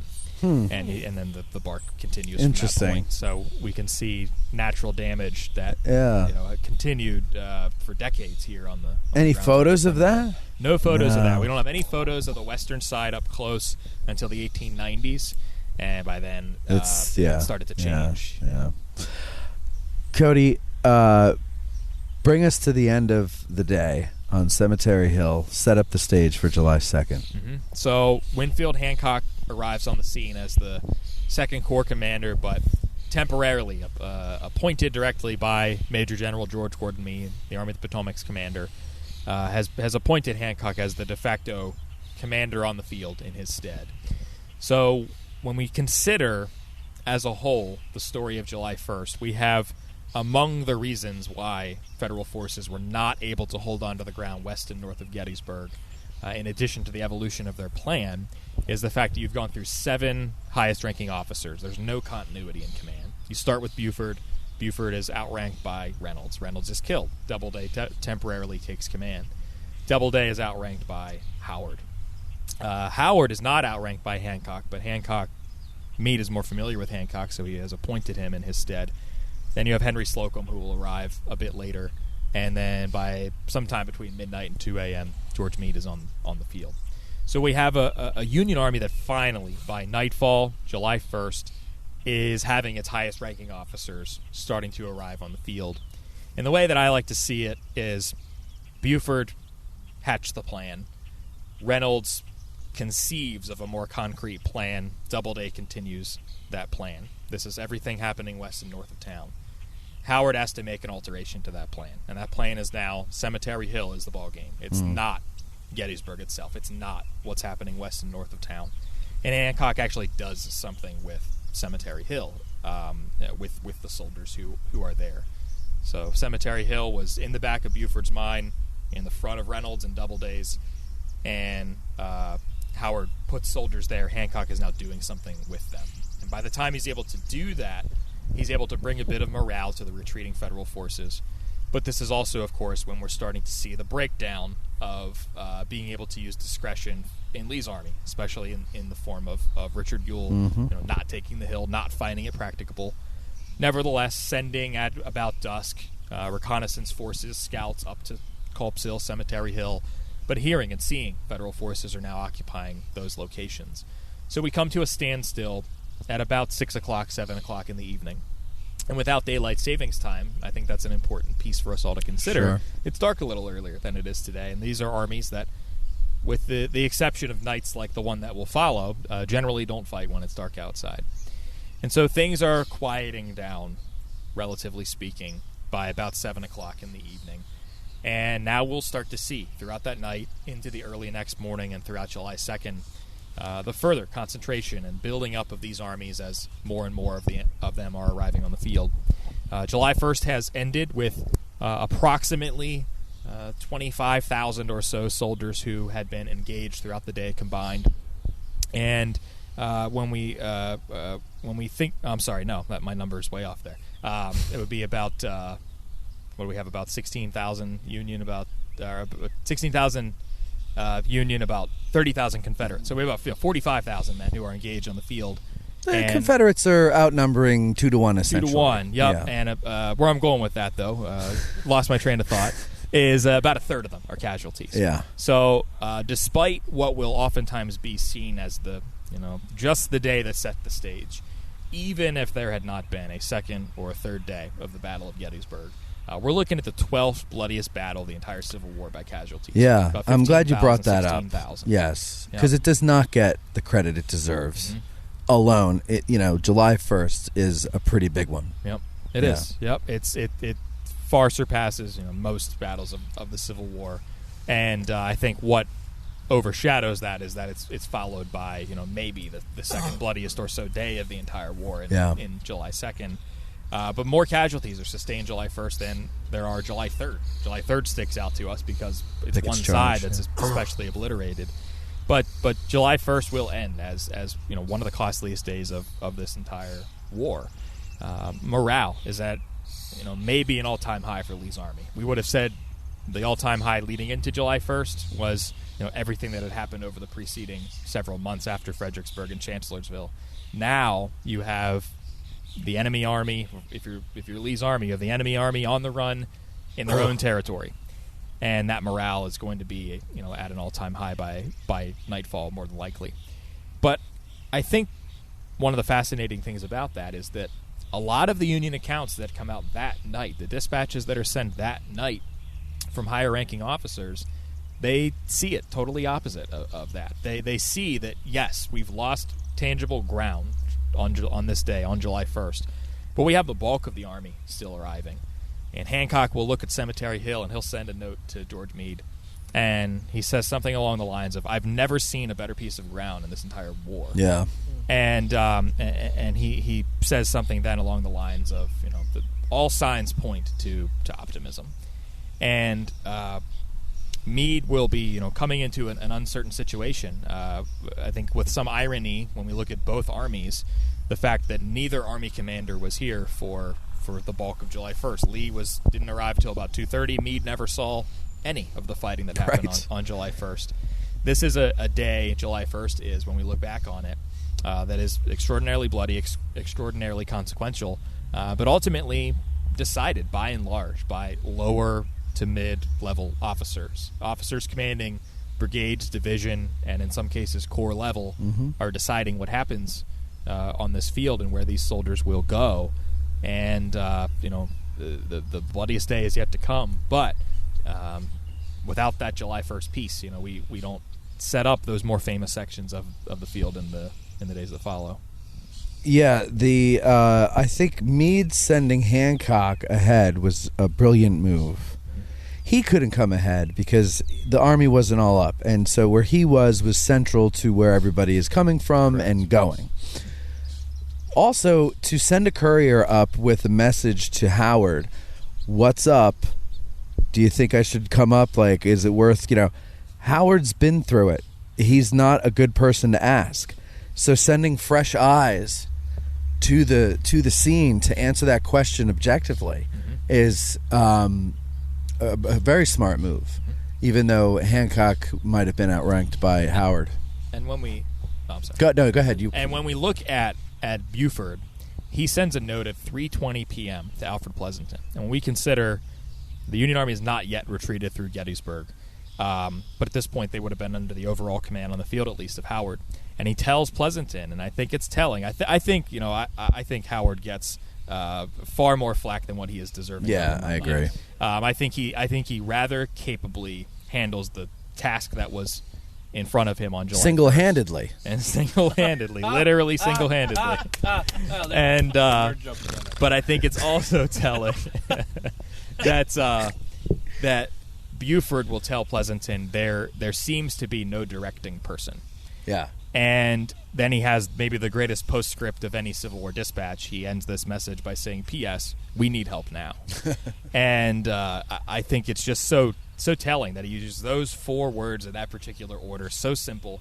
Any of us, would cry out for help. Here's this individual who has, started this battle, made the decisions that started this battle, and he is realizing, we need help now. Yeah. And Jerome, where I'm going with this is Jerome will specifically, the reason we know the story of Aaron Jerome using the cupola, John Buford maybe joining him there on at least a few occasions, and much of what we know about Buford's defense on the morning of July 1st is because Jerome will write a letter to Winfield Hancock in 1865. After Hancock visited Gettysburg, October 1865, there's a lot of press coverage in New York and in Gettysburg, and Jerome picks up a New York paper, and he sees that in Hancock's time here, he mentioned a lot of officers when he toured the battlefield, but he didn't mention Buford. And so Jerome sends him a letter on October 18th, 1865. And he says, maybe you're simply not aware, but this is what I witnessed of General Buford. And he gives us a bit of backstory to that 3:20 p.m. message where Buford says there's no directing person. And Jerome says, I can remember that when Buford was writing that message to send to Army headquarters, he said, I would specifically like if someone like Winfield Hancock could be here at Gettysburg. And so George Meade, we see these anecdotes of him throughout July 1st.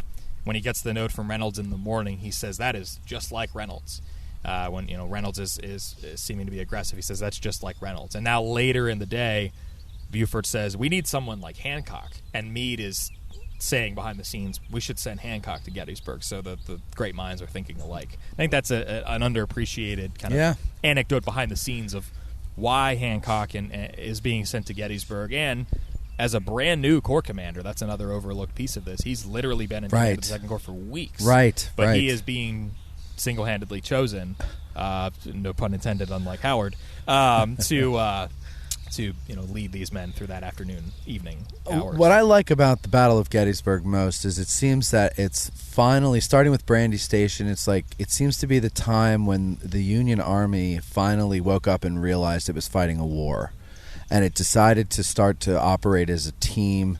I mean, it wasn't overnight. The groundwork was laid when Hooker took over and made all these changes and stuff. But it finally was coming into its own with the Gettysburg campaign. And I love that, first of all, Meade has the authority from Washington to do whatever the hell he wants, basically, right? And so he can send Hancock on his behalf to then go and essentially take over the command of the field from a guy who outranks him, because he's the Army commander and he's allowed to do that. And I think that, to me, that is such a huge advantage that's going to work in their favor to win the battle against Lee's army. Lee, for me, seems to be, like at Gettysburg, he just seems to have kind of let go of the reins, let him hang on the horse's neck. And again, old, sick, those things contribute. He is a human being, after all. I know many of my southern listeners are going to, deny that and say that he's a god, but he is not. He is a human being. He is fallible and imperfect like the rest of you, not me, you. And and so, those things contribute, I think, to the whole thing. And I don't know. I just find it very interesting. Michael, 6 questions left. Speaking of Robert E. Lee, I'm sitting here and I'm staring at the Thompson House, which is a very beautifully restored building by the American Battlefield Trust. So I'd like to ask, who was Thompson? And let's end the day with Mrs. Thompson. We'll do that because Lee comes up. Does he make it his headquarters at the end of July 1st? Well, do you want to know who Mr. Thompson was, or do you want to know who Mrs. Thompson was? Well, both. Both. Yeah. Mr. Thompson. Tell us about the Thompsons. Was the second husband of Mary Thompson, known as Widow Thompson, but he had already passed away.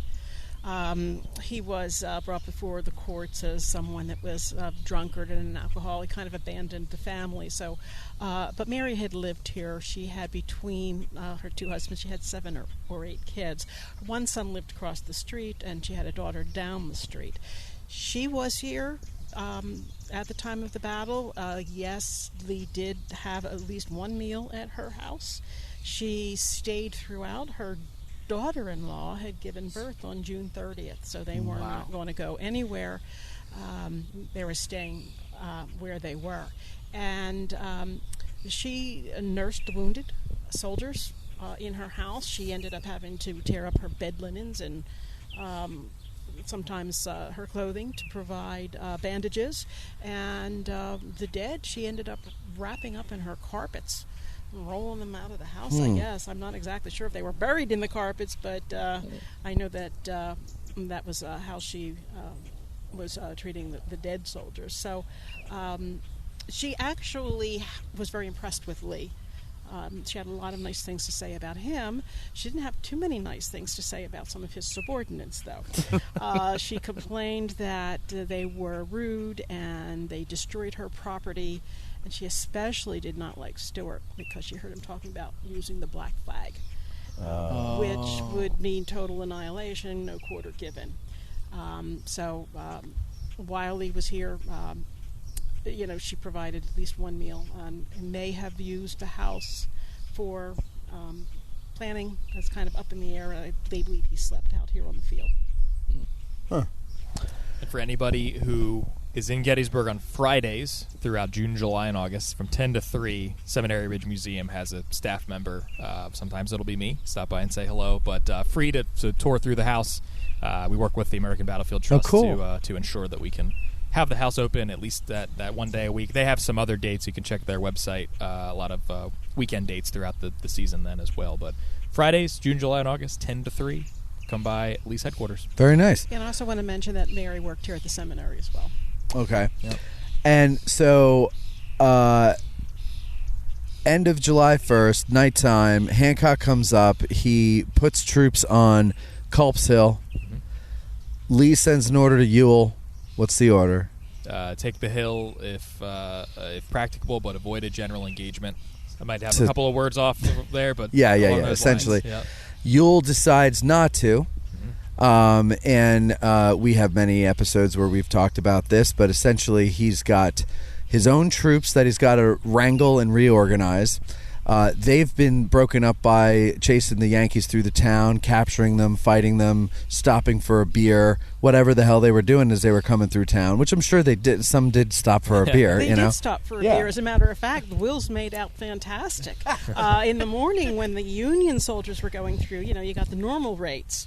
You came through at the end of the day, and it was like instant inflation. The Confederates were charged double for their shots and for their meals. There you go. So he's got to get all those guys back together to be able to form for such an attack or such a movement. He's getting reports of a Union force of decent size on his left flank, and he doesn't know what is ahead of him. So he sends some men ahead to find out what is up on the hill, and they encounter the 7th Indiana, and they don't bother to ask how many of you are there. They skedaddle and report that there are troops already up there, and it's getting dark. He's got a lot of things working against him, so he doesn't do it. Yep. But that kind of helps set the stage for what's going to happen over in that part of the field for July 2nd and July 3rd. Mm-hmm. Thank you very much, Cody, for coming on. Thanks for having me. Thank you, Roseanne. One more thing. Go ahead. I have to correct myself. When you had asked did any of the civilians leave town after, Elizabeth Thorne did on the early morning of July 2nd, so I do want to make sure that that's right, yeah. And of And course she came we do back. know she provided a midnight meal for several of the generals, pancake midnight meal. Oh, that sounds good. Oh, wow. I'm starving. So they get ready for July 2nd. Yeah, okay, yeah, right. There you go. And so thank you, Roseanne, for coming. How do people get a hold of you if they want to do a licensed town guide tour? We are available if you go to our website, www.gbltg.com, which stands for Gettysburg Licensed Town Guides, which if you Google will take you also to the website, and you can either schedule a tour through the website or you can call the number that's on the website. We're also on Facebook, which is great if you could follow, because sometimes we have special tours coming up, which we advertise. We also offer tours from several different tours during the day between 10 and 3, and then we have evening tours, hour tours. So there's a lot going on, and we have a lot to offer, and we just love talking about Gettysburg and walking through town with all of the visitors. Good. And Cody, people want to come here to the Seminary Ridge Museum and Education Center. How do they? Yes, definitely do it, but how do you? And definitely take a town tour as well. A lot of interesting stories. People don't realize this. I'm telling you, just do it. Just take my word for it. Blindly do what I tell you. Go ahead, Cody. Tell us, how do people do whatever they want to do over there at the seminary? We are open daily, 9 a.m. to 5 p.m., so come on in. Summer hours. That's our summer hours, right. Yep. So if you're listening to this during the summer, right. 9 a.m. to 5 p.m. each day. We have our self-guided admission you can do at any time during those hours. We do have our guided cupola tours then as well to the major structure, famous structure at the top of the building. Gives you a 360-degree view of the first day's battlefield with a guide going through the most historic piece of the building in its attic and then getting the interpretation of the first day of the battle. So we have those available throughout the day as well at scheduled times. We do have our Sunset at the Seminary walking tours and book talks throughout the summer. We have a whole slew of events for the period between June 30th and July 3rd for our 160th Battle of Gettysburg anniversary on the Ridge. Mm-hmm. All of those, plus other events, go to seminaryridgemuseum.org. And we have an events page there, as well as information on buying tickets, memberships, other information as well. And for those of you who are in town, now, of course, this comes out July 1st, so tomorrow, July 2nd, J.D. Hewitt, myself, and perhaps Chris Mowry are going to do a little panel here at the seminary. Wow. I don't know when, because we haven't figured that out yet. I don't know what the hell we're talking about. But it was JD's idea, and I'm happy to do anything like that with him. So if you're listening to this on July 1st and you are in Gettysburg, find out the details about that and join us tomorrow night, July 2nd. Otherwise, that's about it. Thank you very much, Cody. Thank you, Roseanne. Thank you, Six Questions Lens. Thank you all for listening, and we will talk to you tomorrow on July 2nd. How does this battle end? What does it end on the 2nd? We don't even know yet. It hasn't happened yet. So we'll find out tomorrow We'll talk to you then. Goodbye. Thank you. Our hearts so stout have got a stain, for soon 'tis known from whence we came. Wherever we go, they tread the name of Gary Owen in glory. Instead of spa, we'll drink down ale and pay the reckoning on the nail. No man for debt shall go to jail from Gary Owen in glory. Instead of spa, we'll drink down